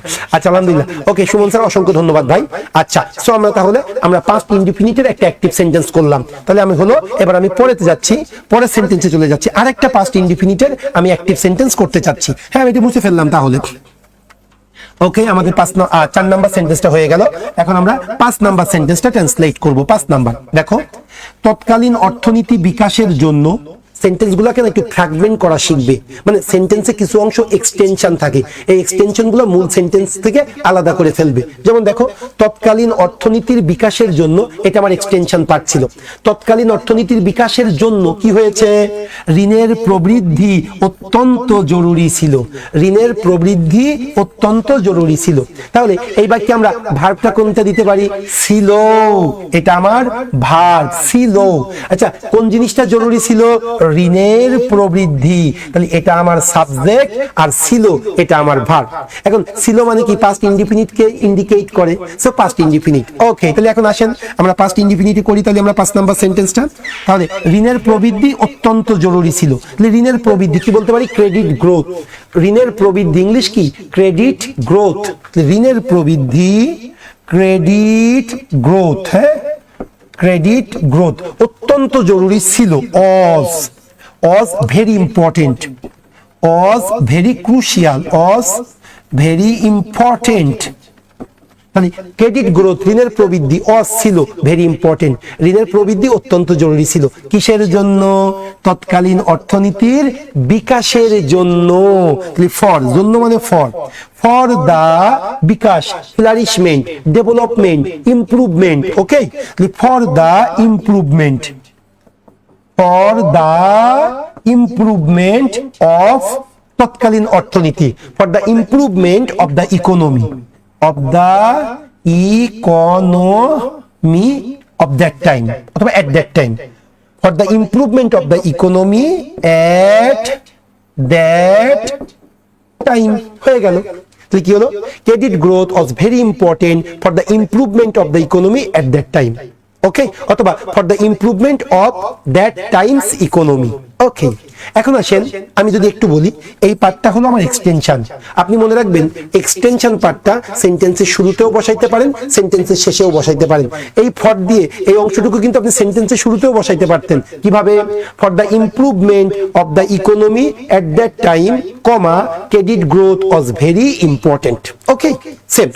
আচ্ছা, দা দেন ইকোনমি, হ্যাঁ হ্যাঁ হবে, অবশ্যই, খুবই সুন্দর হবে। ও বলতে চাচ্ছে for the improvement of the then economy, of the then economy হবে ভাই, হবে। আচ্ছা, for the improvement in the economy at that time, খুব সুন্দর, for the improvement in the economy at that time হবে। ওকে, সো এটা আমাদের হয়ে গেল পাস্ট ইনডিফিনিট টেন্সের। আমরা আরো একটা ট্রান্সলেশন করলাম। ওকে, এখন তাহলে আসো আমরা যাই। লোন এক্সটেনশন, খুবই সুন্দর। ক্রেডিট গ্রোথের জায়গায় লোন এক্সটেনশন, ইয়েস, এটাও হবে। হ্যাঁ, আমরা সিনোনিম ইউজ করতে পারবো। এবং এই বারবার তোমরা যে বলতেছো এই ওয়ার্ডগুলো, এটা কিন্তু ভালো লাগার বিষয় এবং এটা কিন্তু খুবই ভালো জিনিস। তবে শুধু ওয়ার্ডের উপরে কনসেন্ট্রেশন থাকবে না, তোমাদের ফুল কনসেন্ট্রেশনটা দিতে হবে ফুল সেন্টেন্স মেকিংটা আমি কিভাবে করতেছি, এটা মাথায় রাখবা। আচ্ছা, যে 5 নাম্বার হয়ে গেল, এবার আসো আমরা 6 নাম্বার কোশ্চেনটা আমরা এখন সলভ করব। 6 নাম্বার সেন্টেন্সের আমরা ট্রান্সলেশনটা করি, দেখি কি বলতেছে। উচ্চ সুদের হার ব্যাংকগুলোর ঘুরে দাঁড়ানোর প্রতিবন্ধকতা হিসাবে কাজ করবে। উচ্চ সুদের হার ব্যাংকগুলোর ঘুরে দাঁড়ানোর ক্ষেত্রে প্রতিবন্ধকতা হিসাবে কাজ করবে। তাহলে এখানে ভার্ব কোনটা? ভার্ব হলো কাজ করবে। কে কাজ করবে? উচ্চ সুদের হার কাজ করবে। এটা আমার সাবজেক্ট আর ওটা হলো আমার ভার্ব। ওকে, আমি সাবজেক্ট পাইলাম, আমি ভার্ব পাইলাম। এবার আমি টেন্স খুঁজবো, কোন টেন্সে আছে? উচ্চ সুদের হার ব্যাংকগুলোর ঘুরে দাঁড়ানোর ক্ষেত্রে প্রতিবন্ধকতা হিসাবে কাজ করবে। করবে মানে কি? ভবিষ্যৎকে ইন্ডিকেট করে। এটা হলো ফিউচার ইনডিফিনিট টেন্সে আছে। ওকে, ফিউচার ইনডিফিনিট টেন্সে এটা। এবং কে কাজ করবে? উচ্চ সুদের হার কাজ করবে। তারপরে ফিউচার ইনডিফিনিট টেন্সের এটা অ্যাক্টিভে আছে। তাহলে আমি ভার্ব পাইলাম, আমি সাবজেক্ট পাইলাম, আমি টেন্স পাইলাম, আমি অ্যাক্টিভ প্যাসিভ পেয়ে গেলাম। ওকে, আমি ভয়েসটা পেয়ে গেলাম। এখন তাহলে আমার ট্রান্সলেশন করার পালা। যেহেতু অ্যাক্টিভ সেন্টেন্স, তার মানে কি টেন্সের ফর্মুলা। ফিউচার ইনডিফিনিট টেন্সে টেন্সের ফর্মুলা কি? প্রথমে সাবজেক্ট হবে, তারপরে শল বা উইল হবে, এরপরে ভার্বের বেস ফর্ম। প্রথমে সাবজেক্ট, উচ্চ সুদের হার। উচ্চ সুদের হার কি বলতে পারি? High interest rate. High interest rate, উচ্চ সুদের হার। হাই ইন্টারেস্ট রেট, উচ্চ সুদের হার কাজ করবে। উইল ওয়ার্ক, যেহেতু উইল লাগবে ফিউচার ইনডিফিনিট টেন্স, উচ্চ সুদের হার will work. High interest rate will work, উচ্চ সুদের হার কাজ করবে। কি হিসাবে কাজ করবে? প্রতিবন্ধকতা হিসাবে। হিসাবে ইংলিশ কি? অ্যাজ। তাহলে অ্যাজ প্রতিবন্ধকতা হিসাবে। প্রতিবন্ধকতা ইংলিশ কি? ইম্পিডিমেন্ট বলতে পারি, অবস্ট্যাকেলস বলতে পারি। হ্যাঁ, as the obstacle, obstacles, obstacles বলতে পারি। হ্যাঁ, as the obstacles বা obstacle, হ্যাঁ, প্রতিবন্ধকতা হিসাবে কাজ করবে। High interest rate will work as the obstacle, প্রতিবন্ধকতা হিসাবে কাজ করবে। কিসের জন্য? ব্যাংকগুলোর ঘুরে দাঁড়ানোর জন্য। ঘুরে দাঁড়ানোর জন্য প্রতিবন্ধকতা হিসাবে কাজ করবে।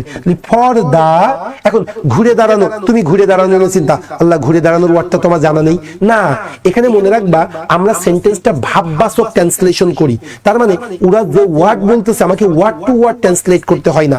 আমি ওই সেন্টেন্সের সাথে মিল রেখে আমার ভাবটাকে উপস্থাপন করা। তাহলে ব্যাংকগুলোর ঘুরে দাঁড়ানো, তার মানে কিন্তু ঘুরে এইভাবে দাঁড়ানো না। এখানে ব্যাংকগুলোর উন্নতির জন্য, ব্যাংকগুলোর ইমপ্রুভমেন্টের জন্য, ব্যাংকগুলোর বিকাশের জন্য, এটা একটু বোঝার বিষয়। হ্যাঁ, তাহলে as the obstacles for the improvements of the bank, or the improvements of the bank, for the improvements of the bank.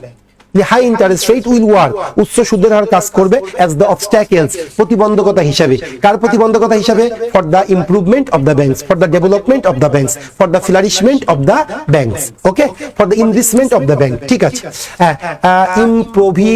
improvement, yes, ঠিক আছে। হ্যাঁ, grow up, yes, ওকে। হিন্ডারেন্স ও অবস্ট্যাকলস এর জায়গায় হিন্ডারেন্স দিতে চাচ্ছে। Very good. এই যে তোমাদের পার্টিসিপেশন, এটাই আর কি ভালো লাগা। হ্যাঁ, এবং এইটাই তোমাদের জন্য ইফেক্টিভ হিসেবে কাজ করবে। আচ্ছা, আমাকে কিন্তু আমি বারবার বলি, যেহেতু রিটেনটা আমি চাই, রিটেনটা তোমাদের সামনে খুব সুন্দরভাবে উপস্থাপন করতে চাই। এই জন্য তোমাদের যদি কোনো প্রবলেম থাকে, তোমরা কমেন্টসে আমাকে কিন্তু অবহিত করবে। হ্যাঁ, যে স্যার আমার একটু বুঝতে কষ্ট হচ্ছে, বা স্যার আপনি যেভাবে যাচ্ছেন ইনশাল্লাহ এভাবে ক্লাসগুলো করলে আমি শিখতে পারবো। হ্যাঁ, আচ্ছা।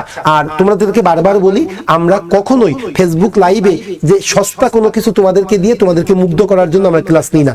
যেটা পরীক্ষায় আসে এবং যে টাইপের কোশ্চেনগুলো প্র্যাকটিস করলে তোমার উন্নতি হবে, আমরা ওই টাইপের কোশ্চেনগুলাই দিয়েছি। দেখছো, আমরা কিন্তু এটা প্রিমিয়াম রিটেন ব্যাচ। এখানে আমরা ইজি দিয়ে শুরু করতে পারতাম, কিন্তু না, সেন্টেন্সগুলো তোমরা স্ট্রাকচার দেখেই বুঝেছো যে সেন্টেন্সগুলো আমরা একটু স্ট্যান্ডার্ড সেন্টেন্স দিয়ে তোমাদেরকে কিন্তু শেখানোর চেষ্টা করেছি। ওকে, চমৎকার ক্লাস হচ্ছে স্যার, অসংখ্য ধন্যবাদ। রিয়েল কমেন্টসটা করবে, আমার খুব ভালো লাগে এগুলা। এবং কোনো যদি তোমাদের সাজেশন থাকে সেটাও বলবে। Okay sir, lecture number 1 number lecture sheet, এটা তো তোমাদের এটা প্রিমিয়াম রিটেন ব্যাচের ক্লাস। এটা আমাদের রেগুলার ব্যাচ না। আমাদের রেগুলার যে ব্যাংক জব ব্যাচটা আছে সেটা হলো এমসিকিউ প্লাস রিটেন একত্রে, আর এটা আমাদের প্রিমিয়াম রিটেন ব্যাচ। এটার জন্য কোর্স ফি অনলি ফর 2000 টাকা। 2000 টাকা দিলে তুমি এই ব্যাচটাতে এনরোল করতে পারবে। ওকে, আচ্ছা স্যার, ভার্বের সাবজেক্ট চেনার সহজ ওয়ে কি? ভার্ব, এটা তো আমরা যেহেতু বাঙালি, একটা বাংলা বাক্যে ক্রিয়াটা আমরা চিনতে পারবো না। তারপরে তোমাদের জন্য যদি একটু বলি, সাধারণত বাংলা বাক্যে ক্রিয়াটা সেন্টেন্সের শেষে থাকে। সাধারণত বাংলা বাক্যে ভার্বটা সেন্টেন্সের শেষে থাকে। আচ্ছা, ওকে। প্রিপজিশন একটু বলি, তুমি যখন ট্রান্সলেশন করবে, প্রিপজিশন এবং আর্টিকেল এই দুইটা নিয়ে তোমার বদার হওয়ার কিছু নেই। প্রিপজিশন এবং আর্টিকেল এই দুইটা নিয়ে বদার হওয়ার কিছু নেই। সেন্টেন্স করতে থাকো, ইনহেরেন্টলি এগুলা ডেভেলপ করবে। আরো কথা হবে, আসো তাহলে আমরা পরের স্লাইডে চলে যাই। আচ্ছা, অ্যাক্টিভ সেন্টেন্সে আমরা আরো কিছু ট্রান্সলেশন করবো, এবার একটু মডালের ব্যবহারটা দেখবো। হ্যাঁ, মডাল অক্সিলারি কিভাবে ইউজ করতে হয়। অ্যাক্টিভ সেন্টেন্সে মডাল অক্সিলারি যে ফর্মুলাটা সেটা কি, প্রথমে সাবজেক্ট হবে, তারপরে মডাল অক্সিলারি হবে, তারপরে ভার্বের বেস ফর্ম হবে। ওকে, আর মডাল অক্সিলারি মিনিং গুলো আশা করি তোমাদের জানার কথা। তারপরেও তোমাদের যে প্র্যাকটিস শিটে আমি কিন্তু বেশ কয়েকটা মডাল অক্সিলারির ব্যবহার দেখিয়েছি। আসো তাহলে কি বলতে চাচ্ছি একটু যদি দেখি আমরা। বার্ষিক উন্নয়ন কর্মসূচির বাস্তবায়ন বাংলাদেশের আর্থসামাজিক উন্নয়নের নিয়ামকের ভূমিকা পালন করতে পারে। বার্ষিক উন্নয়ন কর্মসূচির বাস্তবায়ন বাংলাদেশের আর্থসামাজিক উন্নয়নে নিয়ামকের ভূমিকা পালন করতে পারে। পালন করতে পারা, কেন পারা মানে কি, কেন। তাহলে আসলে আমরা ভার্ব আগে যদি দেখি, পালন করতে পারে এটা আমার ভার্ব। কে পালন করবে? বার্ষিক উন্নয়ন কর্মসূচির বাস্তবায়ন, এটা আমার সাবজেক্ট। তাহলে আমি সাবজেক্ট পেয়ে গেলাম, ভার্ব পেয়ে গেলাম। আর এখানে যেহেতু পারে কথাটি আছে, আমরা মডাল অক্সিলারি ক্যান ইউজ করব। তাহলে আসো আমি 7 নাম্বার সেন্টেন্সটা যদি ট্রান্সলেট করি কি হবে দেখো। বার্ষিক উন্নয়ন কর্মসূচির বাস্তবায়ন। আচ্ছা, তোমাদেরকে একটা সহজ টেকনিক শিখাই। এটা আমি অসংখ্যবার ফেসবুক লাইভেও আমি বলেছি, তারপরে যেহেতু আজকে আমার প্রথম ক্লাসের সাথে যেহেতু রিলেটেড, আমি তোমাদের সহজ টেকনিক শিখাচ্ছি। যেমন দেখো, আমরা যদি বলি করিমের বাড়ি, এটা কিন্তু সর্বদাই তোমার কাজে লাগবে ট্রান্সলেশনে, মনে রাখবে করিমের বাড়ি। হ্যাঁ, আমরা যখন করিমের বাড়ি বলি, আমরা ট্রান্সলেশন করি হলো করিমস হাউস। এখন এই যে অ্যাপোস্ট্রফি এসটা, আমি অ্যাপোস্ট্রফি এসটা কেন দিই? এই র কথাটি থাকার কারণে। করিমের বাড়ি, র থাকলে আমরা অ্যাপোস্ট্রফি এস দিই। তবে এবার থেকে তোমরা অ্যাপোস্ট্রফি এস তো দিবেই, এটার সাথে সাথে এই সেন্টেন্সটা লেখার আর একটা প্যাটার্ন আছে। সেই প্যাটার্নটা যদি একটু এক্সপ্লেইন করি, সেটা হলো দা নাউন অফ নাউন। এই স্ট্রাকচার ফলো করবে।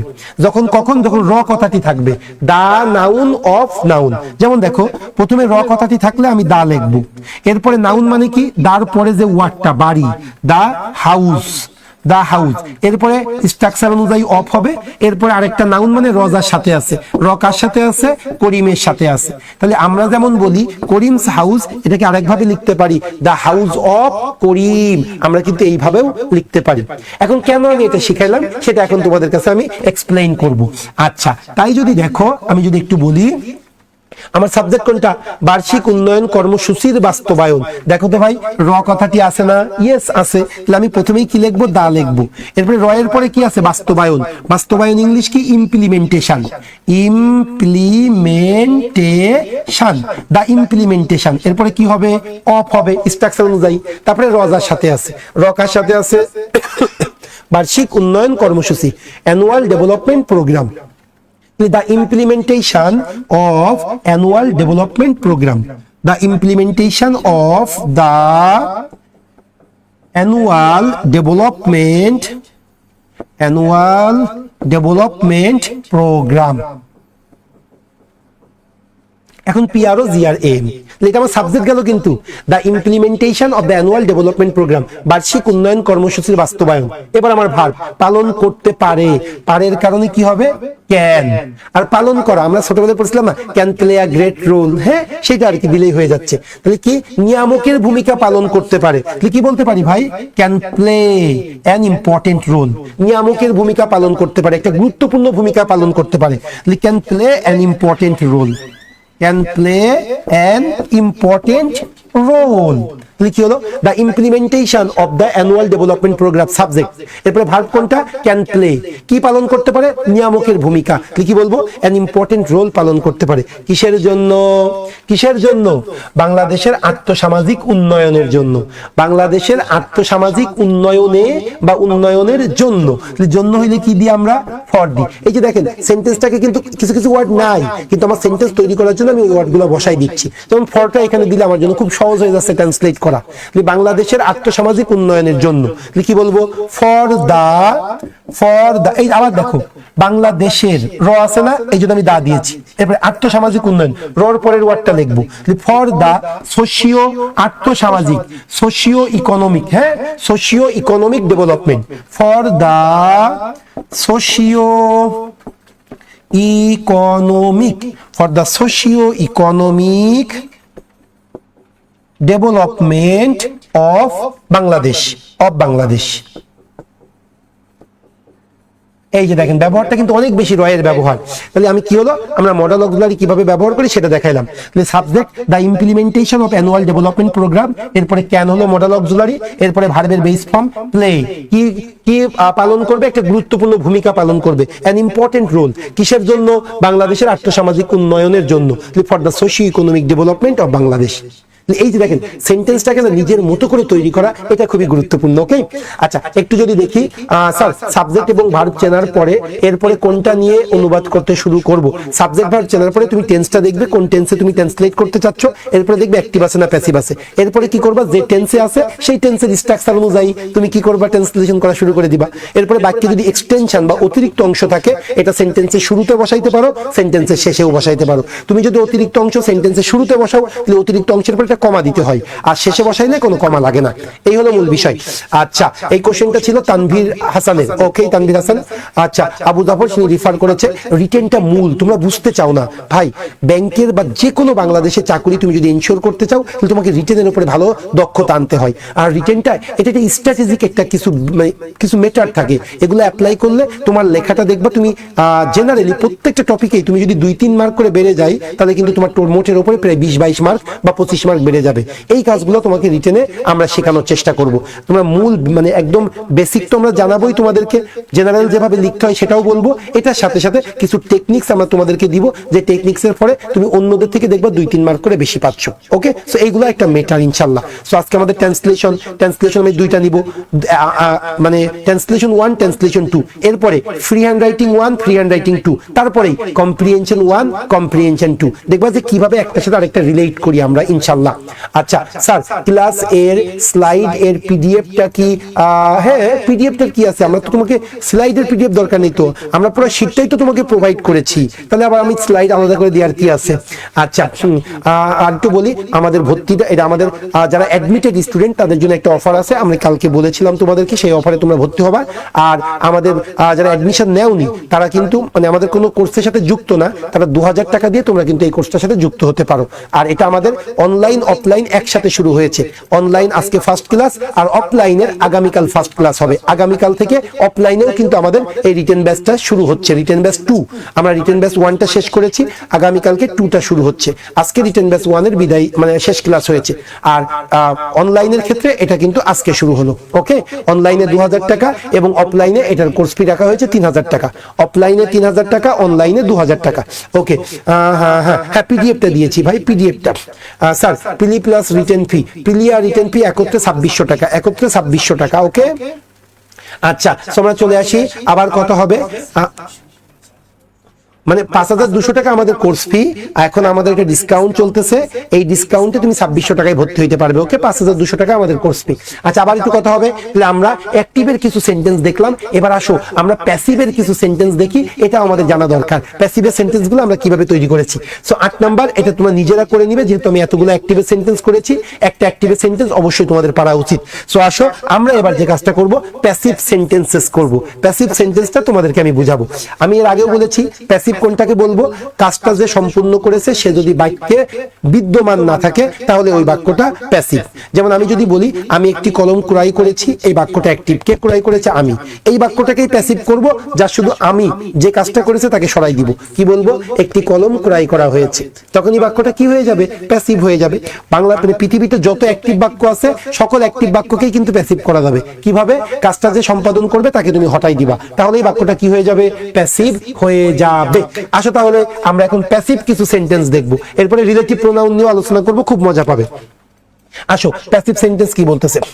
আচ্ছা, মেজর সিনার মতো অনেক নিরপরাধ লোকদের ক্রস ফায়ার বা এনকাউন্টারের নামে পুলিশ বা নিরাপত্তা বাহিনীদের দ্বারা প্রায় হত্যা করা হয়। তাহলে কি হলো একটু দেখো না ভাই, মেজর সিনার মতো অনেক নিরপরাধ লোকদের, এটা একটা অংশ।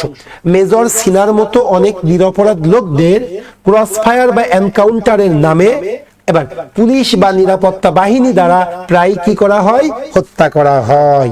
তাহলে একটু দেখো না, আমি যদি বলি আমি ভাত খাই, বাক্যটা অ্যাক্টিভ। এই বাক্যটা যদি বলি ভাত খাওয়া হয় আমার দ্বারা, তখন কি হবে, প্যাসিভ। ঠিক একইভাবে দেখো এই বাক্যটা যদি এইভাবে থাকতো, পুলিশ বা নিরাপত্তা বাহিনীরা মেজর সেনার মতো অনেক নিরাপদ লোকদের, অনেক নিরপরাধ লোকদের হত্যা করে। সেন্টেন্সটা যদি এমন থাকতো, পুলিশ বা নিরাপত্তা বাহিনীরা মেজর সিনার মতো অনেক নিরপরাধ লোকদেরকে হত্যা করে, তখন কিন্তু বাক্যটা অ্যাক্টিভ। আর এই বাক্যটাই প্যাসিভ হয়ে গেছে কিভাবে, মেজর সিনার মতো অনেক নিরপরাধ লোকদের পুলিশ দ্বারা হত্যা করা হয়। এটা একটা পত্রিকার আর্টিকেল, আমরা কিন্তু মানে কোনো প্রতিষ্ঠানকে প্রশ্নবিদ্ধ করার জন্য এটা না, এটা একটা পত্রিকার অংশ, আমরা সেই অংশটাকে ট্রান্সলেট করতেছি। ওকে, আচ্ছা তাহলে একটু যদি আমরা দেখি কি দাঁড়াইলো, তাহলে মেজর সিনার মতো অনেক নিরাপদ লোকদের ক্রস বা এনকাউন্টারের নামে পুলিশ বা নিরাপত্তা বাহিনী দ্বারা প্রায়ই হত্যা করা হয়। তো এই ভাগ্যটা ভার্ব খুঁজবো আগে আমরা। ভার্ব কোনটা, ভার্ব হলো হত্যা করা হয়, এটা হলো আমার ভার্ব। ভাই কে হত্যা করে, পুলিশ হত্যা করে, কিন্তু এটা প্যাসিভ ফরম্যাটে রেখেছে, এটা পরে নিয়ে এসেছে যে ওদেরকে হত্যা করা হয় কার দ্বারা, পুলিশদের দ্বারা। তবে বাক্যটা কিন্তু প্যাসিভ। কোন টেন্সের প্যাসিভ, প্রেজেন্ট ইনডিফিনিট টেন্সের প্যাসিভ। হত্যা করা হয় প্রেজেন্ট ইনডিফিনিট টেন্সের প্যাসিভ। এখন প্রেজেন্ট ইনডিফিনিট টেন্সের প্যাসিভের স্ট্রাকচার কি, অবজেক্টকে সাবজেক্ট করতে হবে, এরপরে am is are হবে, তারপরে ভার্বের 3 নাম্বার ফর্ম হবে, এই তো বিষয়টা। এরপরে বাই যোগে কাজটা যে করেছে তাকে বসাইতে হবে। তাই যদি হয়ে থাকে তাহলে আসো আমরা দেখি এখানে ভার্ব কোনটা, হত্যা করা হয়। আর যেহেতু প্যাসিভ সেন্টেন্স, আমি সাবজেক্ট কি লিখবো ভাই, মেজর সিনার মতো অনেক নিরপরাধ লোকদের হত্যা করা হয়, এটাকে আমি সাবজেক্ট লিখবো। তাহলে আসো প্রেজেন্ট ইনডিফিনিট টেন্সের প্যাসিভ স্ট্রাকচার ফলো করে আমি এই ট্রান্সলেশনটা সলভ করব। এক নাম্বারটা ভালো করে দেখবে। তাহলে মেজর সিনার মতো অনেক নিরপরাধ লোকদের, অনেক নিরপরাধ লোক, মেনি ইনোসেন্ট পিপল, কার মতো, মেজর সিনার মতো, লাইক মেজর সিনহা। তাহলে অনেক নিরপরাধ লোক কি লিখবো, many innocent people, many innocent people, অনেক নিরপরাধ লোক, কার মতো, মেজর সিনার মতো, like major Sinha, like major Sinha, major সিনার মতো অনেক নিরাপদ লোকদেরকে হত্যা করা হয়। আমি প্রথমে সাবজেক্ট লিখলাম, এরপরে কি am is are, many innocent people এটা আমার সাবজেক্ট, আর হত্যা করা হয়, আর এরপরে ভার্বের 3 নাম্বার ফর্ম, আর killed, major many innocent people like major Sinha আর কিল্ড, মেজর সিনহার মতো অনেক নিরপরাধ লোকদেরকে হত্যা করা হয়। কিসের দ্বারা, সরি কিসের নামে, ক্রস ফায়ার বা এনকাউন্টারের নামে, ক্রস ফায়ার বা এনকাউন্টারের নামে মানে কি, in the name of, in the name of cross fire or encounter, R killed in the name of cross fire, in the name of crossfire or encounter, or encounter, কার দ্বারা, police বা নিরাপত্তা বাহিনীদের দ্বারা, by the police or নিরাপত্তা বাহিনী or security forces, by the police or security forces, by the police or other security forces. তাহলে এখন আসো না, many innocent people like Major Sinha are killed in the name of crossfire or encounter by the police or other security forces. Major সিনার মতো অনেক নিরাপদ লোকদের Crossfire বা এনকাউন্টারের নামে পুলিশ বা নিরাপত্তা বাহিনীর দ্বারা প্রায়ই হত্যা করা হয়। ও প্রায় কথাটি আছে, প্রায় কথাটি দিয়ে দিতে পারো, প্রায়ই, আর অফেন কিল্ড, এই যে আর এরপরে প্রায় যেহেতু অ্যাডভার্ব, অ্যাডভার্বটা কি করি আমরা, অক্সিলারি ভার্ব ও মূল ভার্বের মাঝখানে রাখি, তাহলে কি লিখবো আমরা, are often, obtain, are often killed in the name of. Okay, so এটা আমাদের প্যাসিভ সেন্টেন্সের প্রথমটা আমি করলাম। একটু ক্লিয়ার হচ্ছে কিনা প্লিজ একটু কমেন্টস করে বলতে হবে যে আপনারা বুঝতে পারতেছেন কিনা। ওকে, সো প্যাসিভ সেন্টেন্স ট্রান্সলেশনের ক্ষেত্রে অহরহ প্যাসিভ সেন্টেন্স আসে, সো অ্যাক্টিভ প্যাসিভ একটু ভালো করে আপনাকে দক্ষতা আনতে হবে। ওকে, আচ্ছা, many innocent people have been murdered, হত্যা করা হয়েছে, যেহেতু এখানে হত্যা করা হয় কথাটি আছে এই জন্য প্রেজেন্ট ইনডিফিনিট করো। ওকে, আচ্ছা, সামিউল ইউসার ক্লিয়ার, একটু স্লো করে পড়ান স্যার। ওকে, একটু স্লো করে যাব, তাহলে রিপিট প্লিজ। ওকে, ঠিক আছে। আচ্ছা, সো রিপিটটা যদি একটু বলি, সবাই দেখো, আমি প্রথমত এই বাক্যে আমি ভার্ব খুঁজেছি, ভার্ব কোনটা, হত্যা করা হয়। আচ্ছা, এরপরে কাদেরকে হত্যা করা হয়? মেজর সিনার মতো অনেক নিরাপদ লোকদেরকে হত্যা করা হয়। এই বাক্যটা সাবজেক্ট। কাদের দ্বারা হত্যা করা হয়? পুলিশ এবং অন্যান্য নিরাপত্তা বাহিনীদের দ্বারা হত্যা করা হয়। দ্বারা যেহেতু আছে এই জন্য আমরা যে আমার দ্বারা ভাত খাওয়া হয়, তার মানে বাক্যটা কি হবে? প্যাসিভ হবে। এই জন্য আমি এটা প্রেজেন্ট ইনডিফিনিট টেন্সের প্যাসিভ করছি। আর প্রেজেন্ট ইনডিফিনিট টেন্সের প্যাসিভের স্ট্রাকচার কি? অবজেক্টকে সাবজেক্ট, এরপরে এম ইজ আর, এরপরে ভার্বের 3 নাম্বার ফর্ম। ওকে, ঠিক আছে ভাই, তোমার কথা আমি রাখতেছি। এবার আসো 2 নাম্বারটা। 2 নাম্বার কোশ্চেন আমরা এখন সলভ করি। 2 নাম্বার কোশ্চেনটা কি বলতেছে সেটা, হ্যাঁ 2 নাম্বার কোশ্চেনে আমরা চলে আসি। 2 নাম্বার কোশ্চেনটা কি? অপরাধ দমনের উপায় হিসাবে, একটু অন্যদেরকে কমেন্টস করতে হবে। ওকে আদনান, ওকে ভাই, humble request sir, okay please slow, আর একটু স্লো যেতে হবে। ওকে, আমি স্লো যাচ্ছি তাহলে। একটু যারা অফলাইনে আসো, এই যে ফেসবুকে আসো, তারা যদি একটু বলতা। তানভীর আহমেদ, ওকে এনজয় করতেছো, অসংখ্য ধন্যবাদ ভাই। হ্যান্ড ফলো কি হবে এখানে, কি বলতে চাচ্ছো? আচ্ছা পরে শুনে নিব। স্যার কোর্স কি কি হলো, কয় মান? আচ্ছা, এটা হলো 3 মাসের একটা কোর্স। 3 মাসের একটা কোর্স, 40টা ক্লাস হবে। 3 মাসের একটা কোর্স, 40টা ক্লাস হবে। ওকে, আচ্ছা, লাভ ইউ স্যার। ওকে, ঠিক আছে। আচ্ছা আসো তাহলে আমরা 2 নাম্বার কোশ্চেনটা সলভ করব। দেখি 2 নাম্বার কোশ্চেনটা কি বলতেছে। অপরাধ দমনের উপায় হিসাবে মানুষকে অনবরত হত্যা করা হইতেছে। অপরাধ দমনের উপায় হিসাবে মানুষকে অনবরত হত্যা করা হইতেছে। এখন ভার্ব কোনটা? ভার্ব হলো হত্যা করা হইতেছে, এটা আমার ভার্ব। ভাই কাকে হত্যা করা হচ্ছে? কাদেরকে হত্যা করা হচ্ছে? মানুষদেরকে হত্যা করা হচ্ছে, এটা আমার সাবজেক্ট। এখন দেখো সাবজেক্ট পাইলাম, আমরা ভার্ব পাইলাম, এবার আমি টেন্স খুঁজবো, কোন টেন্সে আছে? মানুষদেরকে হত্যা করা হইতেছে, তার মানে কি জিনিসটা চলমান। চলমান মানে কি? Present continuous. তাহলে প্রথমে ভার্ব হত্যা করা হইতেছে, এরপরে সাবজেক্ট কাদেরকে হত্যা করা হচ্ছে? মানুষদেরকে হত্যা করা হচ্ছে, এরপরে টেন্স কোন টেন্সে আছে? Present continuous tense. এরপরে অ্যাক্টিভ না প্যাসিভ? অবশ্যই প্যাসিভ, কারণ কে হত্যা করতেছে তার কথা বলে নাই, কাদেরকে হত্যা করা হচ্ছে তার কথা বলা আছে, তার মানে প্রেজেন্ট কন্টিনিউয়াস টেন্সের প্যাসিভ হবে। এখন প্রেজেন্ট কন্টিনিউয়াস টেন্সের প্যাসিভের স্ট্রাকচার কি? প্রথমে সাবজেক্ট, এরপরে M being, is being, are being, এরপরে ভার্বের 3 number form. Subject, M being, is being, are being, তারপরে ভার্বের 3 নাম্বার ফর্ম। তাহলে আসি আমরা প্রেজেন্ট কন্টিনিউয়াস টেন্সের প্যাসিভের স্ট্রাকচার অনুযায়ী আমি ট্রান্সলেশন করব। প্রথমত মানুষদেরকে হত্যা করা হচ্ছে, মানুষদের কি বলবো? পিপল। পিপল, এরপরে কি হবে? Am being, is being, are being, পিপুলের পরে আর বিং হয়। পিপল আর বিং হত্যা করা হইতেছে মানে কি? Killed. People are being killed, মানুষদেরকে হত্যা করা হইতেছে। পিপল আর বিং কিল্ড, মানুষদেরকে হত্যা করা হচ্ছে। কি হিসাবে? অপরাধ দমনের উপায় হিসাবে। অপরাধ দমনের উপায় হিসাবে। হিসাবে ইংলিশ কি? অ্যাজ। অ্যাজ, উপায়, means. As the means, MEANS, as the way, way বলতে পারো, as the means বলতে পারো, as the way বলতে পারো, as the way of অপরাধ দমন। অপরাধ দমন কি বলতে পারি আমরা? অপরাধ ইংলিশ কি? ক্রাইম, আর দমন করা কি? প্রিভেন্ট। তাহলে আমরা কি বলতে পারি? as the way of controlling crime, as the way of preventing crime. Okay, as the way of controlling crime. শেষ। তাহলে অনেক মানুষকে নাকি মানুষকে অনবরত, অনবরত কন্টিনিউয়াসলি। অ্যাডভার্ব গুলো তোমরা কি করবা? অক্সিলারি ভার্ব মূল ভার্বের মাঝখানে দিয়ে দিবা, তাইলেই হয়ে যাবে। পিপল আর এই জায়গায় কন্টিনিউয়াসলি, কন্টিনিউয়াসলি, এই যে people are continuously being killed as the way of controlling crime. Controlling ক্রাইমের ওয়ে হিসাবে মানুষদেরকে অনবরত হত্যা করা হচ্ছে। Okay, in the way of reduce, এই in the way of reduce criminal activities হবে না, রিডিউসিং। হ্যাঁ, in the way of reducing criminal activities many people has been killed continuously. যেহেতু তুমি কন্টিনিউয়াসলি বলেছো, তাহলে হ্যাজ বিন বললে হবে না, এটা প্রেজেন্ট কন্টিনিউয়াস করাটাই উত্তম। ওকে, আচ্ছা এরপরে যদি বলি ওকে, এখন যে আমাকে বলছিল বলছিল যে একটু স্লো যাইতে, এই গতি ঠিক আছে কি না। আচ্ছা, হইতেছে এরকম আকার তো কোনো লেখা দেখি না আমি, হইতেছে হচ্ছে লেখো।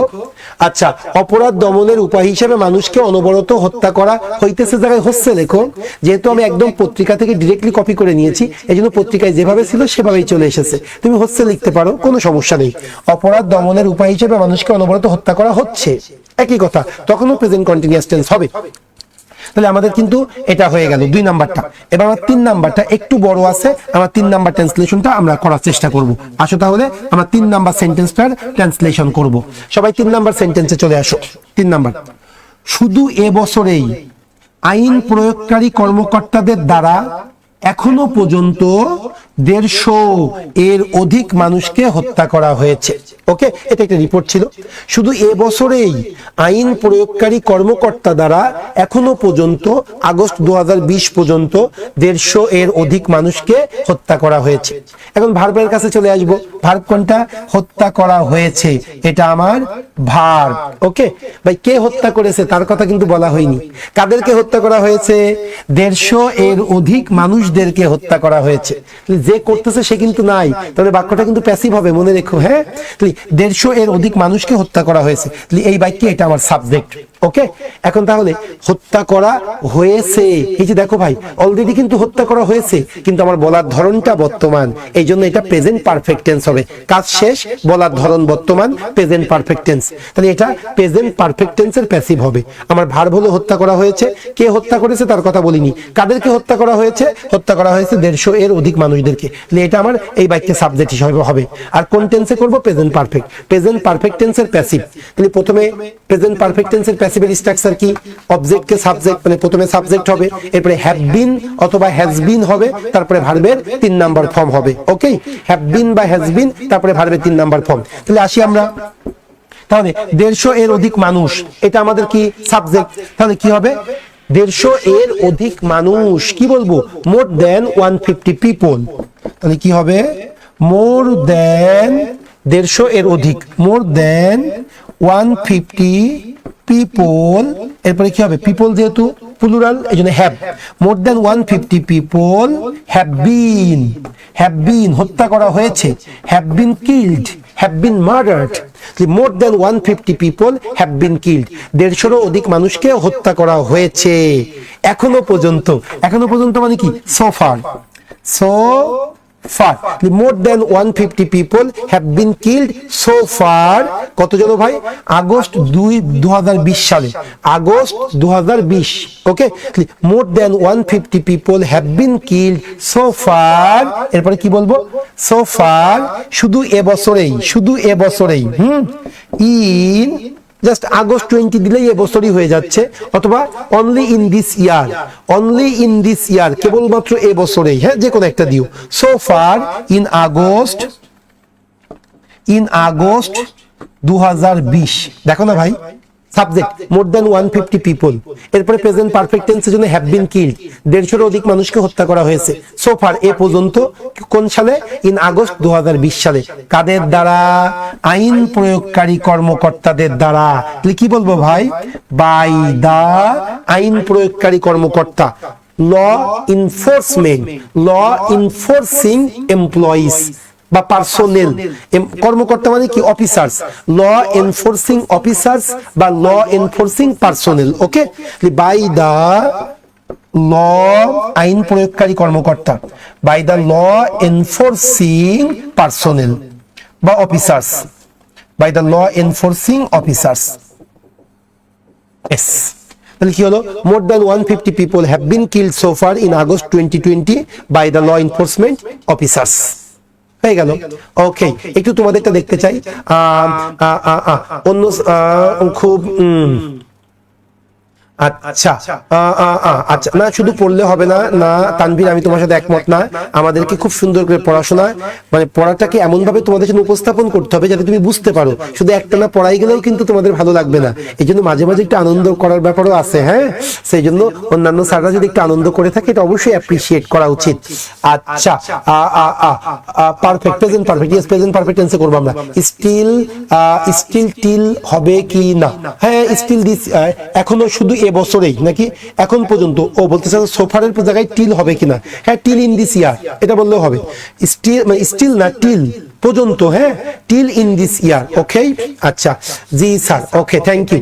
আচ্ছা মোর than 150 people have been killed, এই যে দেখো হ্যাভ বিন কিল্ড চলে এসেছে, মোর than 150 people have been killed till now, okay August 2020 only in this ইয়ার, ঠিক আছে খুব সুন্দর, বাই দা দিলে বেশি সুন্দর, by the law enforcing people দিও না, ল ইনফোর্সিং পিপল হবে না, by the law enforcing personnel, personal মানে কি মানে এমপ্লয়ি যেটাকে আমরা বলি, by the law enforcing officers বা ল ইনফোর্সিং পার্সোনেল, খুব সুন্দর লিখেছে কিটা চন্দ্রা, হ্যাঁ চন্দ্রা তোমারটা খুব সুন্দর হয়েছে, more than 150 people have been killed till now till this year, okay August 2020 only in this year by law enforcement, ঠিক আছে।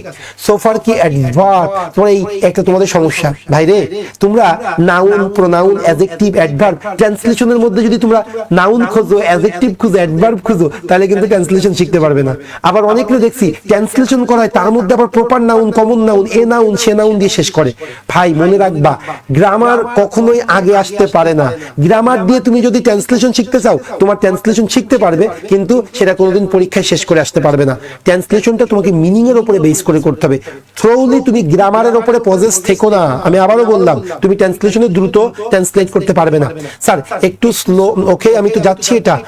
হ্যাঁ হ্যাঁ আমাদের লেখার সুযোগ নো, এখন তোমাদের লেখার দরকার নেই, তোমরা এখন স্ক্রিনশট দিয়ে পরে লিখবে। কারণ এখন যদি তোমরা আমি বলি তারপরে তোমরা লিখবা তাহলে ক্লাসই শেষ হবে না, বুঝাইতে পারছি? এই জন্য নো, এখন লিখবে না, তুমি এখন স্ক্রিনশট দিয়ে রাখতে পারো বা পরবর্তীতে আমি যখন ভিডিও দিব তখন লিখবা। এখন তোমার কাজটা হলো বোঝা, কারণ ট্রান্সলেশন কোনোদিন রিপিট হবে না। এই ট্রান্সলেশন কি কখনো রিপিট আসে? আমরা ম্যাথ করাই রিপিট আসে, আমরা এমসিকিউ ইংলিশ করাই ভোকাবুলারি পড়াই রিপিট আসে, ট্রান্সলেশন রিপিট হবে না। এখানে তুমি যে জিনিসটা শিখবে আমি কিভাবে সেন্টেন্সটাকে আমি ট্রান্সলেট করতেছি, স্ট্রাকচার কিভাবে ফলো করতেছি, কোন সেন্টেন্সে পরে কোন সেন্টেন্স নিয়ে আসতেছি, এইটা শেখার মূল টার্গেট থাকবে। এখানে তোমার কপি করার মূল টার্গেট না। ওকে ওকে সো আসো তাহলে আমার প্রথম তিনটা প্যাসিভ সেন্টেন্স হয়ে গেল। এখন আমি পরের স্লাইডে যেতে চাচ্ছি। হ্যাঁ কি বলতেছে দেখো, তার মৃত্যু নিশ্চিত করতে, এক্সটেনশন, তার মৃত্যু নিশ্চিত করতে তাকে দেরিতে হসপিটালে নেওয়া হয়েছিল। তার মৃত্যু নিশ্চিত করতে তাকে দেরিতে হসপিটালে নেওয়া হয়েছিল। হয়েছিল মানে কি? Past indefinite tense.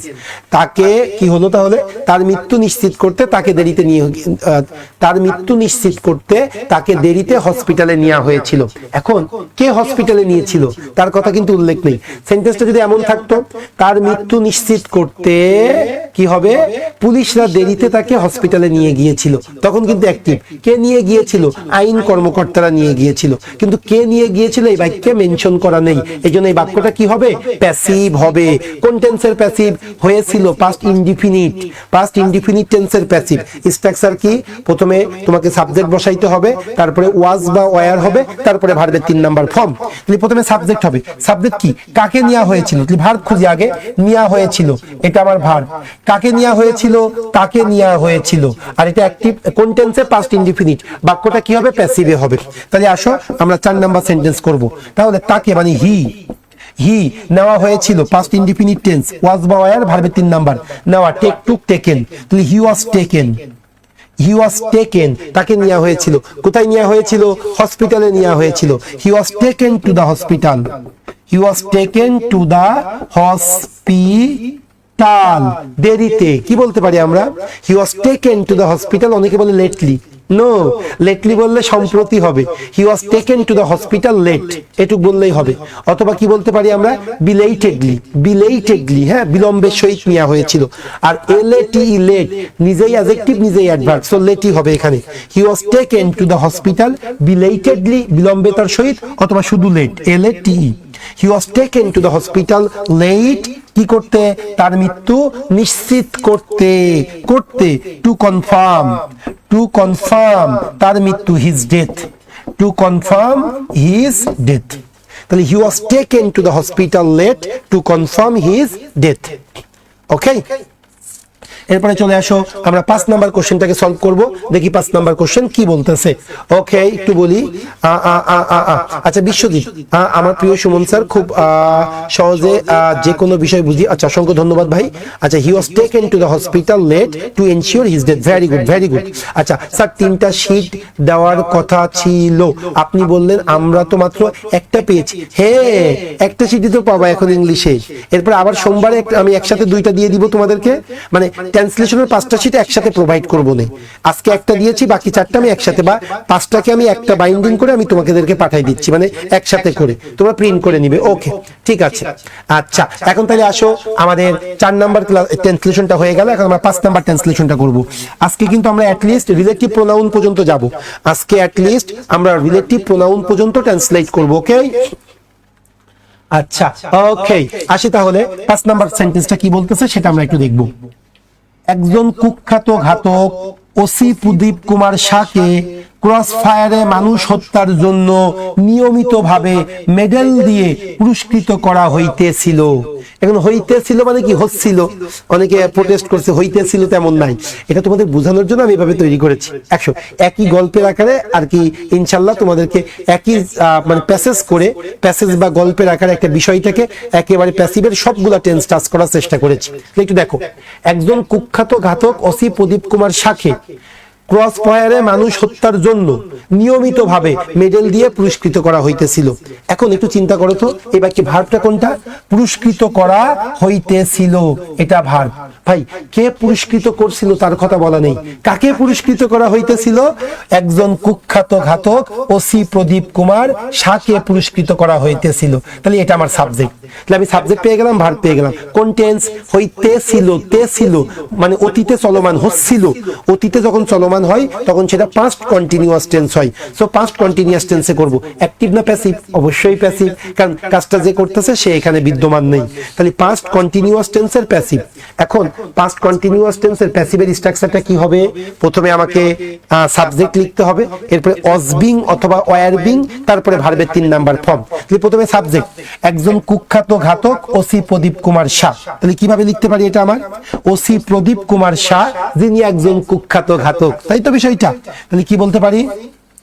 ওসি প্রদীপ, ওসি প্রদীপ কুমার শাহ, PRODIP, ওসি প্রদীপ কুমার শাহ। ওসি প্রদীপ কুমার শাহ কি বলবো? একজন কুখ্যাত ঘাতক। কমা দিয়ে লিখতে পারো, কমা দিয়ে একজন কুখ্যাত, নটোরিয়াস। কুখ্যাত ইংলিশ নটোরিয়াস। নটোরিয়াস, ঘাতক ইংলিশ কি? কিলার, KILLER। এই যে কমা দিয়ে দিলাম। মূলত কিন্তু ওসি প্রদীপ কুমার শাহ। তাহলে ওসি প্রদীপ কুমার শাহ, ওর এক্সটেনশনটা নটোরিয়াস কিলার। এরপরে স্ট্রাকচার অনুযায়ী প্রথমে সাবজেক্ট, এরপরে এমবিং, সরি অজবিং বা ওয়্যার বিং। ওসি প্রদীপ কুমার শাহ সিঙ্গুলার, এই জন্য অজবিং, অজবিং।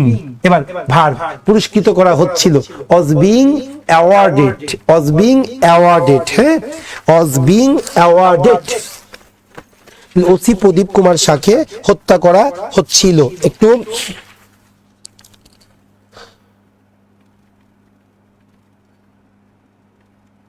ওকে, তাহলে আসি আমরা সবাই। হ্যাঁ, তাহলে কি দাঁড়াইলো? ওসি প্রদীপ কুমার শাহ আর নটোরিয়াস কিলার অজবিং কি হচ্ছিল? পুরস্কৃত করা হচ্ছিল। Was being awarded, AWARDED, was being awarded, পুরস্কৃত করা হচ্ছিল। কি দিয়ে? মেডেল দিয়ে। With medals, was being awarded with medals. ব্যাস, ওসি প্রদীপ কুমার শাহ আর notorious killer was being awarded with medals, medals দিয়ে পুরস্কৃত করা হচ্ছিল। কিসের জন্য?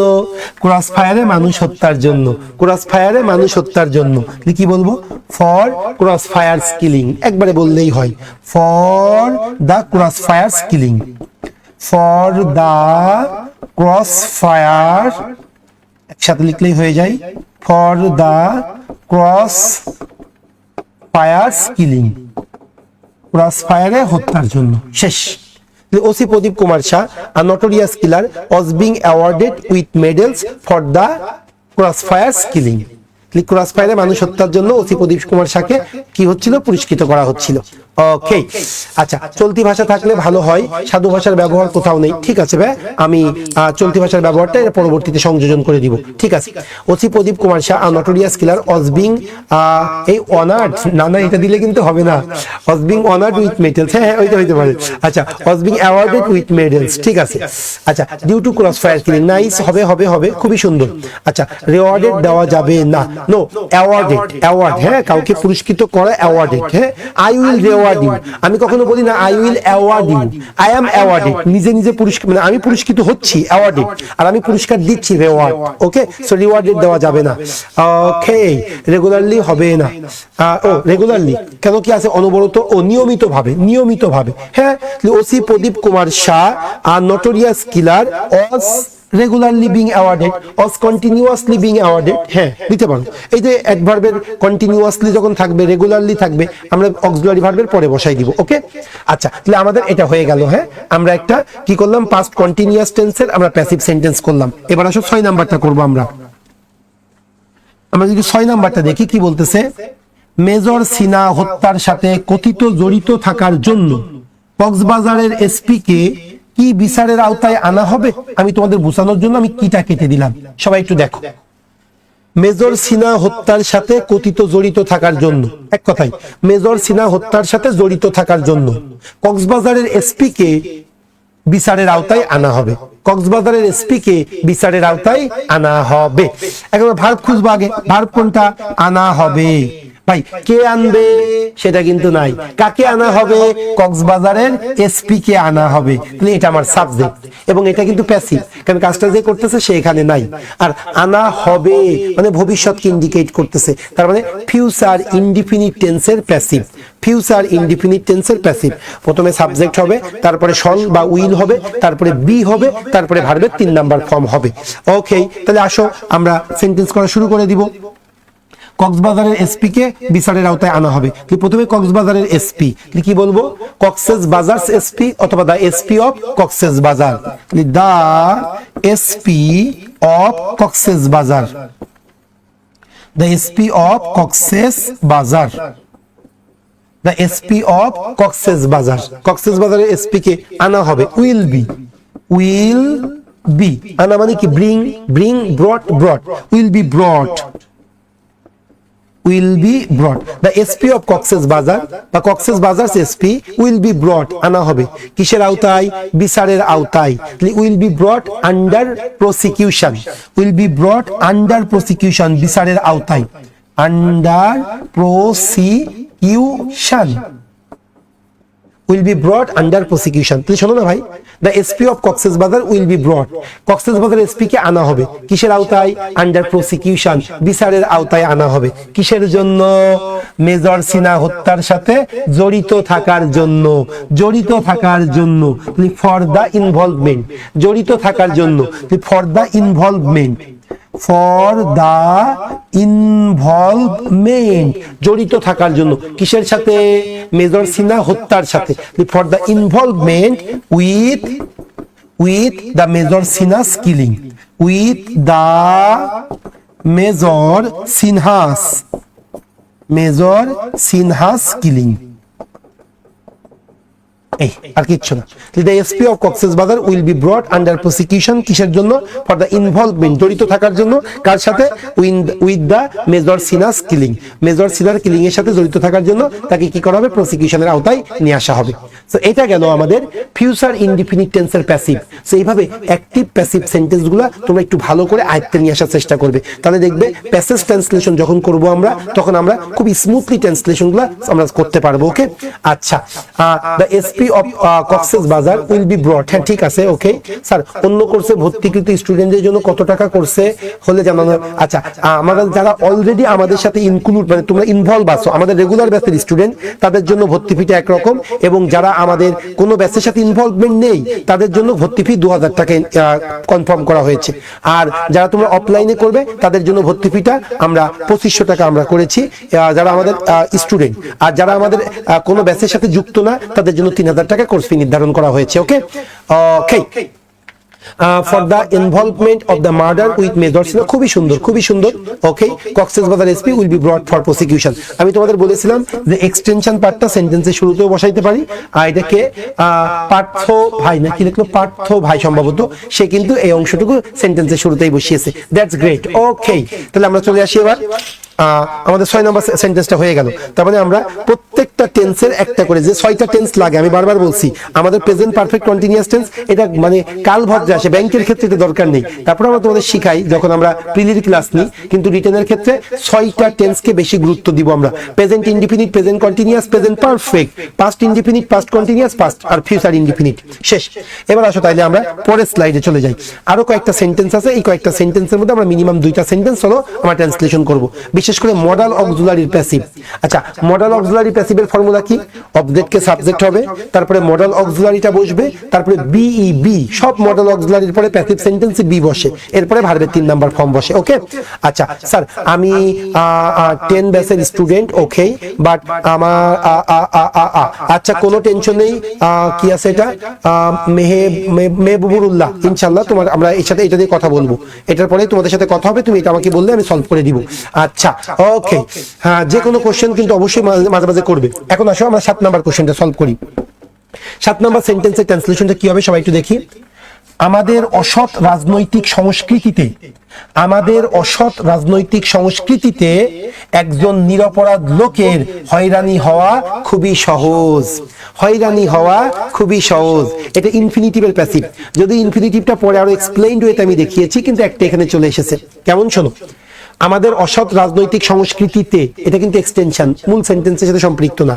মূল সেন্টেন্স কোনটা? একজন নিরপরাধ লোকের হয়রানি হওয়া খুবই সহজ। এখন দেখো, আমি যদি বলি ট্রান্সলেশন করা খুবই সহজ, কি হবে? ইট is very easy to translate. আমি বললাম জব পাওয়া খুবই সহজ, কি হবে? ইট is very easy to get a job. আমি বললাম, একটু ভালো করে বোঝো, যে ম্যাথ করা খুবই সহজ, কি হবে? ইট is very easy to practice math practice করা খুবই সহজ। তার মানে খুবই সহজ কথাটি থাকলেই আমরা ইট ইজ দিয়ে শুরু করি, তাই না? জব পাওয়া খুবই সহজ, it is very easy to get a job. আর যে জিনিসটা সহজ সেটা টু দিয়ে যোগ করে দিই, তাহলে কি হবে? যেমন সিম্পলি যদি বলি আমরা ভোকাবুলারি মুখস্থ করা খুবই সহজ, it is very easy to memorize vocabulary, তাই না? ম্যাথ প্র্যাকটিস করা খুবই সহজ, it is very easy to practice math. তাহলে সহজ কথাটি থাকলে ইট ইজ ইজি। তাহলে ঠিক এখানে একইভাবে আমাদের অসৎ রাজনৈতিক সংস্কৃতিতে এক্সটেনশন পরে চিন্তা করব। একজন নিরাপদ লোকের হয়রানি হওয়া খুবই সহজ, তাহলে খুবই সহজ থাকলে কি বলবো? ইট ইজ ভেরি ইজি। তাহলে ইট ইজ ইজি, এটা খুবই সহজ। কি করা খুবই সহজ? হয়রানি হওয়া খুবই সহজ। তাহলে it is easy to be হয়রানি হওয়া, ওই যে টু গেট আ জব, তাহলে ঠিক একইভাবে ইট ইজ ইজি টু হয়রানি হওয়া। তাহলে it is easy to be কি হওয়া? হ্যারেসড, হয়রানি হওয়া। তাহলে it is easy to be harassed, HARASSED। It is easy to be harassed, হয়রানি হওয়া খুবই সহজ। কার জন্য? একজন নিরাপদ লোকের জন্য।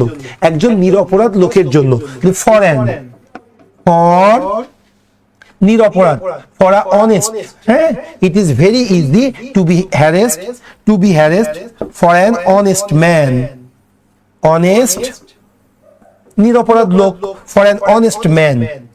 ইট is very easy to be harassed for an honest man, একজন নিরপরাধ লোকের জন্য কি হওয়া? হয়রানি হওয়া খুবই সহজ আমাদের অসৎ রাজনৈতিক সংস্কৃতিতে। বলেছিলাম না, তে বা এ থাকলে ইন হবে, তে বা এ থাকলে কি হবে? এ হবে। ইনোসেন্ট, হ্যাঁ, খুব সুন্দর। Innocent, for an innocent man, হ্যাঁ, এটা বলতে পারি। ফর দ্য ইনোসেন্ট পিপলও দিতে পারো, ফর অ্যান ইনোসেন্ট ম্যান। আমাদের অসৎ রাজনৈতিক সংস্কৃতিতে, আমাদের অসৎ রাজনৈতিক সংস্কৃতি, ইন আওয়ার করাপ্টেড দিতে পারি আমরা, in our CORRUPTED, in our corrupted political culture.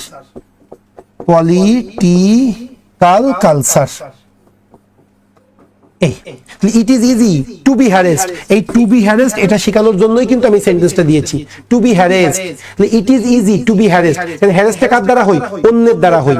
তাহলে it is easy to be harassed for an innocent man, for a innocent man in our corrupted political culture. Okay sir, আমি একটা ভর্তি হয়ে ক্লাসে document পাই নাই। আচ্ছা ডকুমেন্টটা দিয়ে দেবো, টেনশন করো না। হ্যাঁ এখন ক্লাসে মন দাও একদম। ওকে আচ্ছা, এবং আমি হাইলি মানে স্যাটিসফাইড যে তোমরা এত রিটেন ক্লাসটা কিন্তু অনেকে নিতে পারে না, কিন্তু তোমাকে 2 ঘন্টা কিন্তু বসতেই হবে। প্রত্যেকটা ক্লাস তুমি খুব মনোযোগ সহকারে করবে, শুধু ক্লাসগুলো করো, দেখো ইনশাল্লাহ তোমার মানে আমার গ্যারান্টি দিই, শুধু ক্লাসগুলো যদি কেউ করে সে 110 কম রিটেনে পাবে না ইনশাল্লাহ, ক্লাসগুলো যদি সে ভালো করে করে। ওকে, আর একটু বাসায় প্র্যাকটিস করলে ইনশাল্লাহ 125 বা 30 যে টার্গেট অবশ্যম্ভাবীভাবে পূর্ণ হবে। ওকে, ভালো লাগতেছে, অসংখ্য ধন্যবাদ আদনান। আচ্ছা সো আসি আমরা পরের, আমরা একটু যাই মডাল অক্সিলারির একটা দেখি। মডাল অক্সিলারি, আচ্ছা মডাল অক্সিলারিটা কি বলতেছে? তার মৃত্যুর সাথে জড়িত প্রত্যেক অপরাধীদের তদনুসারে শাস্তি হওয়া উচিত। শাস্তি হওয়া উচিত, উচিত মানে কি? শুড, শুড মানে কি? Modal auxiliary. আসো, তার মৃত্যুর সাথে জড়িত প্রত্যেক অপরাধীর তদ অনুসারে শাস্তি হওয়া উচিত। তাহলে এখানে ভার্ব কোনটা? শাস্তি হওয়া উচিত। ভাই কার শাস্তি হওয়া উচিত? প্রত্যেক অপরাধীর, তার মৃত্যুর সাথে জড়িত প্রত্যেক অপরাধীর, তার মৃত্যুর সাথে জড়িত প্রত্যেক অপরাধীর, এটা আমার সাবজেক্ট। ওকে, তাহলে আমি সাবজেক্ট পাইলাম, ভার্ব পাইলাম। এখন উচিত মানে কি? Modal auxiliary. এখন তার মৃত্যুর সাথে জড়িত প্রত্যেক অপরাধীর শাস্তি হওয়া উচিত, শাস্তিটা কে দেবে? সেটা কিন্তু নাই, এই জন্য এই বাক্যটা অ্যাক্টিভ হবে না, বাক্যটা কি হবে? প্যাসিভ হবে, মডাল অক্সিলারির প্যাসিভ। তাহলে আসো, মডাল অক্সিলারি প্যাসিভে প্রথমে সাবজেক্ট হবে, তার মৃত্যুর সাথে জড়িত প্রত্যেক অপরাধীর। তাহলে কি বলবো ভাই? এভরি কালপিট, এভরি কালপিট কার সাথে? তার মৃত্যুর সাথে জড়িত, related to his death. Every culprit related to his murder, to his murder। Every culprit related to his murder, তার মার্ডারের সাথে জড়িত প্রত্যেক অপরাধীর কি হওয়া উচিত? শাস্তি হওয়া উচিত। শুড বি, যেহেতু উচিত আছে শুড হবে, প্যাসিভের কারণে এরপরে বি হবে, এরপরে ভার্বের 3 নাম্বার ফর্ম শাস্তি হওয়া, punished, should be punished, PUNISHED। তদ অনুসারে, অ্যাকর্ডিংলি বলতে পারি আমরা, তদ অনুসারে মানে অ্যাকর্ডিংলি, অ্যাকর্ডিংলি। শেষ। তাহলে every culprit related to his murder should be punished, তার মৃত্যুর সাথে জড়িত প্রত্যেকটা কালপিটকে পানিশ দেওয়া উচিত। তদ অনুসারের কারণে আমি তদ অনুসারে এটার জন্য অ্যাকর্ডিংলি লিখছি। ওকে, সো আমরা কি করলাম? কিছু অ্যাক্টিভ সেন্টেন্সের ট্রান্সলেশন দেখলাম, কিছু প্যাসিভ সেন্টেন্সের ট্রান্সলেশন দেখলাম। এইবার আমরা যে কাজটা করব, রিলেটিভ প্রোনাউনের একটা ট্রান্সলেশন করব, কারণ রিলেটিভ প্রোনাউনটা এটা বাক্যে প্রচুর পরিমাণে আমরা প্যাসেজ ট্রান্সলেশনে দেখি। হ্যাঁ, সো রিলেটিভ প্রোনাউনের ট্রান্সলেশনটা আমাদেরকে একটু ভালো করে শিখতে হবে। এটা ছাড়াও তুমি যদি সেন্টেন্সকে বড় করতে চাও তাহলে কিন্তু রিলেটিভ প্রোনাউনের ব্যবহারটা দেখতে হয়। সো একটু আসো আমরা রিলেটিভ প্রোনাউনের কয়েকটা ট্রান্সলেশন করব। আচ্ছা স্যার, সীমান্ত ব্যাংকের সার্কুলার দেখলাম, শর্ট লিস্ট করার পরে ইন্টারভিউ এর জন্য ডাকা হবে, এখন কি রিটেন পরীক্ষা হবে না? নো, ওদের একসাথে, মানে রিটেন, এটা একটা দুইটা ব্যাংক হইতে পারে, রিটেন রিটেন ছাড়া কি কখনো হয় নাকি? এটা একটা এক্সাম্পল, এটা টোটালি এক্সেপশনাল, রিটেন ছাড়া কিছু না।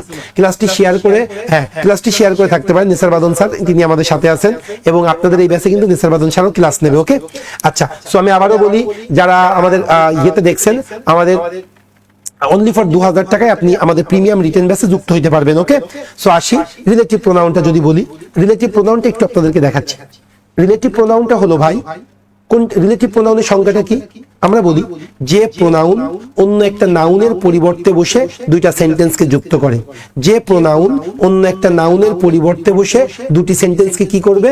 যুক্ত করবে, সেটাকেই রিলেটিভ প্রোনাউন বলি। আমি একটা এক্সাম্পল দিই, যেমন দেখেন আমি যদি বলি যে নেসার বাদন স্যার কি পড়ান? জেনারেল নলেজ পড়ান, সেটা যদি 1 নাম্বার সেন্টেন্স লিখি, সবাই একটু দেখো, Nesar Badhon sir teaches us general knowledge. 1 number sentence, Nesar Badhon sir আমাদেরকে কি পড়ান? জিকে পড়ান। এরপরে আরেকটা কথা যদি বলি, আরেকটা সেন্টেন্স লিখতেছি নেসার বাঁধন সম্পর্কে, যে নেসার বাঁধন স্যার তিনি হলেন টার্নিং পয়েন্টের সিইও। এবার যদি বলি নেসার বাঁধন, DHON, হ্যাঁ, Nesar Badhon sir is the CEO of turning point. আমি দুইটা সেন্টেন্স লিখেছি। প্রথম সেন্টেন্স, নেসার বাদন স্যার তিনি আমাদেরকে জিকে পড়ান, এবং দ্বিতীয় সেন্টেন্স, নেসার বাদন স্যার তিনি কি ভাই, টার্নিং পয়েন্টের সিইও। এখন এই দুইটা বাক্যকে আমি একটা বাক্যে লিখতে চাচ্ছি, তখন কি হবে, আমাকে রিলেটিভ প্রোনাউন ব্যবহার করতে হবে। কেমন রিলেটিভ প্রোনাউন? প্রথমত আমি প্রথম সেন্টেন্সটা রাখবো NESAR, নেসার বাঁধন স্যার। এইবার এই যে পরের নেসার বাঁধন স্যার, এটা আর লিখবো না, এই নাউনের পরিবর্তে আমি রিলেটিভ প্রোনাউন ইউজ করব। ব্যক্তির ক্ষেত্রে হু ইউজ করতে হয়, তাহলে নেসার বাঁধন স্যার হু, এবার এই অংশটা লিখে দিব, who is the CEO of turning point. Nesar Badhon sir who is the CEO of turning point, এরপরে কমা দিয়ে এইবার আসল জিনিসটা, teaches us GK, teaches us GK. এই যে দুইটা সেন্টেন্সকে একটা সেন্টেন্সে রূপান্তর করলাম, কিসের সহযোগিতায়? রিলেটিভ প্রোনাউনের সহযোগিতায়। এইভাবে আমরা ট্রান্সলেশনগুলো করব। তাহলে এই জায়গায় কিন্তু আপনাদেরকে যখন আমরা এমসিকিউতে রিলেটিভ প্রোনাউন পড়িয়েছিলাম, তখন একটা কথা বলেছিলাম যে রিলেটিভ প্রোনাউন সর্বদাই তার অ্যান্টিসিডেন্টের পাশে বসে, মাথায় রাখতে হবে। এই যে দেখেন হু, হুটা কি নেসার বাদনের ঠিক পাশে বসিয়েছি, অ্যান্টিসিডেন্টের পাশেই কিন্তু আমি বসিয়েছি। ক্লিয়ার? সো এইগুলা আমরা যখন ট্রান্সলেশন করব, সেই জায়গায়ও কিন্তু আমরা এই জিনিসটা ইমপ্লিমেন্ট করব। আসেন তাহলে রিলেটিভ প্রোনাউনের দুইটা আমরা ট্রান্সলেশন করব, এরপর আমরা আজকের মতো ক্লাসটা ইতি টানবো। সো আসেন তাহলে আমরা প্রথম দুইটা ট্রান্সলেশন করি, যেটা রিলেটিভ প্রোনাউন ব্যবহার করে করা হয়েছে। তাহলে মনে রাখবেন, রিলেটিভ প্রোনাউন যখন ব্যবহার করব, অবশ্যই কি করব, অ্যান্টিসিডেন্টের পাশে বসাবো। অ্যান্টিসিডেন্ট মানে কি? রিলেটিভ প্রোনাউনটা যার পরিবর্তে ব্যবহৃত হয়। তাহলে আসেন প্রথম আমরা সেন্টেন্সটা করব। হ্যাঁ, এটা একটা পরীক্ষার সেন্টেন্স, একটা অংশ আমি তুলে নিয়েছি। এটা একটা পরীক্ষার কোশ্চেন। কি আসছে সবাই দেখেন, যে শিক্ষার্থীরা নিয়মিত বিশ্ববিদ্যালয়ে যায় না, ফেসবুকিং করে অহেতুক সময় নষ্ট করে, ঘুম থেকে দেরিতে ওঠে, ক্লাসের সময় আড্ডা দিয়ে সময় কাটায় এবং শিক্ষকদের মান্য করে না, তারা জীবনে সফলতা লাভ করতে পারে না। তারা জীবনে সফলতা লাভ করতে পারে না। এই সেন্টেন্সটা কি আছে সবাই দেখেন, যে শিক্ষার্থীরা নিয়মিত বিশ্ববিদ্যালয়ে যায় না, ফেসবুকিং করে অহেতুক সময় নষ্ট করে, ঘুম থেকে দেরিতে ওঠে, ক্লাসের সময় আড্ডা দেয় এবং শিক্ষকদের মান্য করে না, তারা জীবনে সফলতা লাভ করে না। মূল সেন্টেন্স কোনটা? এই যে দেখেন, শিক্ষার্থীরা জীবনে সফলতা লাভ করে না, এটা কিন্তু মূল সেন্টেন্স। শিক্ষার্থীরা জীবনে সফলতা লাভ করে না। কোন শিক্ষার্থীরা? ওই সকল শিক্ষার্থীরা যারা বিশ্ববিদ্যালয়ে যায় না, ওই সকল শিক্ষার্থীরা যারা ফেসবুকে সময় নষ্ট করে। এই তো বিষয়টা। তাহলে আসেন আমরা কিভাবে ট্রান্সলেট করব। তাহলে আমরা লিখবো, যে শিক্ষার্থীরা, দা স্টুডেন্টস, যে শিক্ষার্থীরা, দা স্টুডেন্টস, দা স্টুডেন্টস, ওই সকল শিক্ষার্থীরা, আমি কালার চেঞ্জ করে নিলাম, একটু দাঁড়ান। হ্যাঁ, দা স্টুডেন্টস, দা স্টুডেন্টস, ওই সকল শিক্ষার্থীরা। এইবার কোন সকল, কি কোন সকল শিক্ষার্থীরা? হু, হু, এই হুটা কিন্তু স্টুডেন্টস এর পরিবর্তে এসেছে। দা স্টুডেন্টস হু, এবার ভাই, নিয়মিত বিশ্ববিদ্যালয়ে যায় না, who don't go to the university regularly, who don't go to university regularly. The students who don't go to the university regularly, comma, এরপরে ফেসবুকিং করে অহেতুক সময় নষ্ট করে, অহেতুক সময় নষ্ট করে, ওয়েস্ট দেয়ার টাইম। নষ্ট করা ইংলিশ কি? Waste, waste their time using Facebook, using Facebook, comma, এরপরে the students who don't go, ভালো করে মনে রাখবেন কিন্তু ভাই, এই যে হু ডোন্ট গো, এটা আমার ভার্ব, এই ভার্বের সাবজেক্ট কোনটা? দা স্টুডেন্টস, এই জন্য ডোন্ট গো। এরপর আবার ওয়েস্ট, এটা কিন্তু আমার ভার্ব, এই ভার্বের সাবজেক্ট কোনটা? দা স্টুডেন্টস, মাথায় রাখতে হবে এগুলো। ওকে, এরপরে আসেন আমরা পরে চলে যাই। The students who don't go to the university regularly, waste their time using Facebook, এরপরে কি আছে? ঘুম থেকে দেরিতে ওঠে। ওকে, কি বলবো আমরা? Get up, get up from bed late, দেরিতে ঘুম থেকে ওঠে। এরপরে কি ভাই, ক্লাসের সময় আড্ডা দিয়ে সময় কাটায়, ক্লাসের সময় আড্ডা দিয়ে সময় কাটায়। তাহলে কি বলতে পারি আমরা, ক্লাসের সময় আড্ডা দিয়ে সময় কাটাই, মানে সময়টা নষ্ট করে। ও যেহেতু ওয়েস্ট একবার দিয়েছি, সময়টা কাটাই, সেটা লিখি স্পেন্ড। স্পেন্ড মানে কাটানো, spend their time, there time with gossiping, spend their time with gossip, আড্ডা দিয়ে সময় কাটায়। এরপরে কি, শিক্ষকদের মান্য করে না, ডিসঅবে দ্য টিচার, ডিসঅবে, ডিসঅবে ভার্ব কিন্তু, হ্যাঁ ডিসঅবে অথবা ডোন্ট অবে, যে কোনো একটা, ডিসঅবে দেয়ার টিচার্স, কমা। এইবার আসল, জীবনে সফলতা লাভ করতে পারে না, জীবনে সফলতা লাভ করতে পারে না। এই যে দেখেন, আমি যদি অন্য কালার দিয়ে লিখি, ডোন্ট, ডোন্ট সফলতা লাভ করতে পারে না, succeed, SUCCEED, don't succeed in life, জীবনে সফলতা লাভ করতে পারে না, ডোন্ট সাকসিড ইন লাইফ। হয়ে গেল। তাহলে তাহলে মূল সাবজেক্ট কোনটা, দ্য স্টুডেন্টস, এটাই কিন্তু সবগুলো বাক্যের মানে ভার্বের সাবজেক্ট।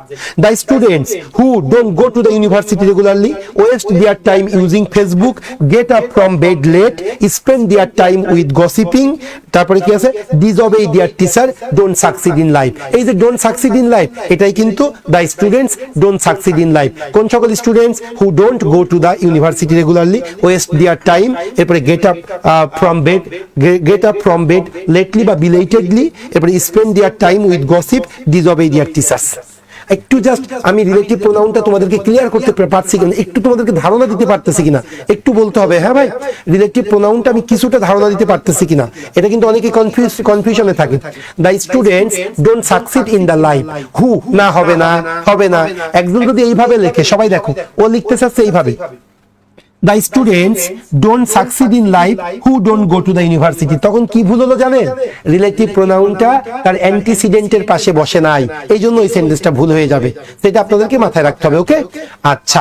সো আমাদের প্রথম সেন্টেন্সটা হয়ে গেল, আমরা রিলেটিভ প্রোনাউনের প্রথম সেন্টেন্সটা আমরা করলাম। এবার আসো আমরা আরো কয়েকটা সেন্টেন্স করলে আমাদের জন্য বুঝতে সুবিধা হবে রিলেটিভ প্রোনাউনের। আসো তাহলে পরের সেন্টেন্সটা করতেছি, 2 নাম্বারটা। হ্যাঁ, সবাই একটু মন দিয়ে দেখো, যে বিনোদন পার্কটি ঢাকা শহরের প্রাণকেন্দ্রে অবস্থিত সেটা অনেক দূর থেকে মানুষদেরকে নিয়ে আসে এবং প্রতিদিন অনেক আগন্তুককে, আগন্তুক মানে কি, আগন্তুক মানে ভিজিটর, অনেক ভিজিটরদেরকে আকর্ষণ করে। তাহলে কি হলো, যে বিনোদন পার্কটি ঢাকা শহরের প্রাণকেন্দ্রে অবস্থিত, ওই বিনোদন পার্কটি অনেক দূর থেকে মানুষদেরকে নিয়ে আসে এবং প্রতিদিন অনেক ভিজিটরকে কি করে, আকর্ষণ করে। মূল সেন্টেন্স কি জানেন, মূল সেন্টেন্স হলো, ওই বিনোদন পার্কটি কি করে ভাই, ওই বিনোদন পার্কটি মানুষদেরকে নিয়ে আসে এবং প্রতিদিন অনেক মানুষকে আকর্ষণ করে। এটা কিন্তু মূল সেন্টেন্স। বিনোদন পার্কটি মানুষদেরকে, দূর থেকে মানুষদেরকে নিয়ে আসে এবং অনেক আগন্তুককে আকর্ষণ করে, এটা কিন্তু মূল সেন্টেন্স। এখন আরেকটা অংশ যেটা ঢাকা শহরের প্রাণকেন্দ্রে অবস্থিত, এটা আমার মানে অন্য আরেকটা সেন্টেন্স। হ্যাঁ, তো এইটা আমরা রিলেটিভ প্রোনাউন নিয়ে আমরা অ্যাডজাস্ট করব সেন্টেন্সটা। তাহলে আসেন, যে বিনোদন পার্কটি, কি বলবো আমরা, বিনোদন park, amusement park, the amusement park, the amusement park, ওই বিনোদন পার্কটি যেটা ঢাকা শহরের প্রাণকেন্দ্রে অবস্থিত, দ্যাট, দ্যাট যেটি, কারণ বা হুইস, যে কোনো একটা, কিন্তু বস্তুর ক্ষেত্রে হুইস বা দ্যাট ব্যবহার করি।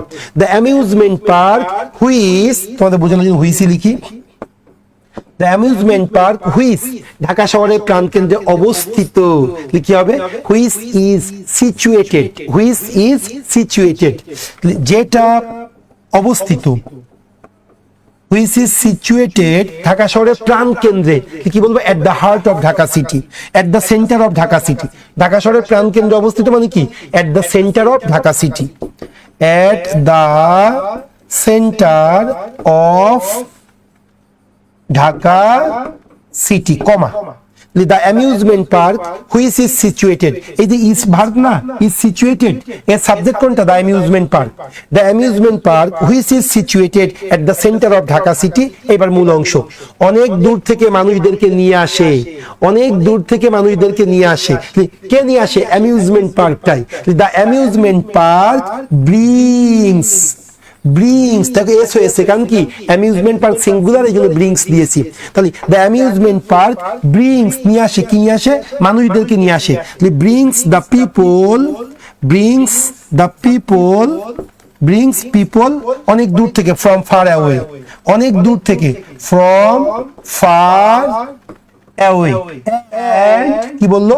অনেক আগন্তুককে আকর্ষণ করে, and attract, ATTRACT, and attracts হবে, attract লিখলে কিন্তু ভুল হবে, কারণ the amusement park attracts many visitors, many visitors। এই হলো আমাদের রিলেটিভ প্রোনাউনের ব্যবহারটা। ওকে, সো আমরা রিলেটিভ প্রোনাউন এভাবে ব্যবহার করে আমরা সেন্টেন্সগুলো করব, এবং তোমাদের শীটে যে প্র্যাকটিসগুলো দিয়েছি ভাই, একটু শীটটা পড়ে দেখো। আমি তোমাদের যে 5 পাতার শীট দিয়েছি, মোট 6 পাতার শীট, খুব সম্ভবত এই 6 পাতার শীটটা যদি পড়ো তাহলে তুমি দেখতে পারবে এইগুলো সম্পর্কে তোমার কতটুকু আইডিয়া জেনারেট করতেছে। খুব সুন্দর করে এবং খুব লুক্রেটিভ সেন্টেন্সগুলোই কিন্তু আমরা শীটের মধ্যে দিয়েছি, যে সেন্টেন্সগুলো করলে তোমার দক্ষতা বৃদ্ধি পাবে, এবং এই টাইপের সেন্টেন্স করলে পরবর্তীতে যে আমরা প্যাসেজ ট্রান্সলেশন করব, প্যাসেজ ট্রান্সলেশনগুলো তুমি খুব দ্রুত ওভারকাম করতে পারবা। প্যাসেজ ট্রান্সলেশনগুলো খুব দ্রুত কি করতে পারবা? খুব দ্রুত ওভারকাম করতে পারবা। ওকে, এই বিষয়গুলো একটু মাথায় রাখবো। আচ্ছা, সো আমি যেটাতে ছিলাম, এটা ছিল আমাদের রিলেটিভ প্রোনাউনের, কয়টা বাজে বাপ্পি দেখো তো একটু। আচ্ছা, এটা আমাদের রিলেটিভ প্রোনাউনের আর কি আমরা করলাম। এরপরে কিন্তু আজকের টপিকে আরো কিছু টপিক, মানে আজকের ক্লাসে আরো কিছু টপিক থাকার কথা, সেটা হলো use of that clause, that ক্লজের ব্যবহারটা, এরপরে ইউজ অফ দিয়ারের ব্যবহারটা, ইউজ অফ ইটের ব্যবহারটা, এবং ইউজ অফ ইনফিনিটিভ, এই ব্যবহারটা আমাদের ছিল। ওকে, সো এইগুলা আমি কিন্তু আজকে, মানে আমরা কোনো শীট কিন্তু বাদ রাখবো না, টিচার্স ওয়ার্কটা আমরা সম্পূর্ণরূপে শেষ করব।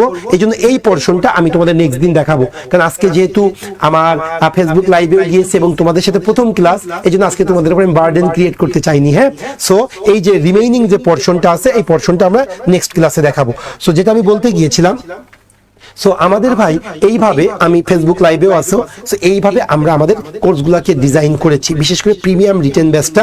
এখানে আমরা কোনো ইজি সেন্টেন্স দিয়ে তোমাদেরকে আমরা এই রিটেন কোর্সটা শিখাইতে চাইনি, আমরা একটা স্ট্যান্ডার্ড তোমাদেরকে মেনটেন করতে চেয়েছি, এবং ওই কাজটাই করতে চেয়েছি যেটা দ্বারা তোমরা কি করবা, তোমাদের এক্সামটাকে, রিটেন এক্সামটাকে ক্র্যাক করতে পারবা। আরেকটা কথা মনে রাখবা, আমাদের প্রিমিয়াম রিটেন ব্যাচটা, এটা তোমাদের জবটাকে আমরা পাওয়ানোর জন্য আমরা এই ব্যাচটা করাই না। আমরা এই ব্যাচের মূল মোটোটা হলো তোমাদের জব তো হবেই, মেরিট লিস্টটা যেন শুরুর দিকে থাকে। দ্যাট মিন্স ধরো বাংলাদেশ ব্যাংকের এই 255টা পোস্টে সার্কুলার আসবে খুব শীঘ্রই। এখন তুমি একটু মাথায় রাখো, সেরা 50-এর মধ্যে থাকা আর 255তম হওয়া, এই দুইটা কিন্তু এক না। এডি হইলেই যে তুমি হ্যাপি হওয়া উচিত, বা সিনিয়র অফিসার হইলেই যে আমি খুশি, তা কিন্তু না।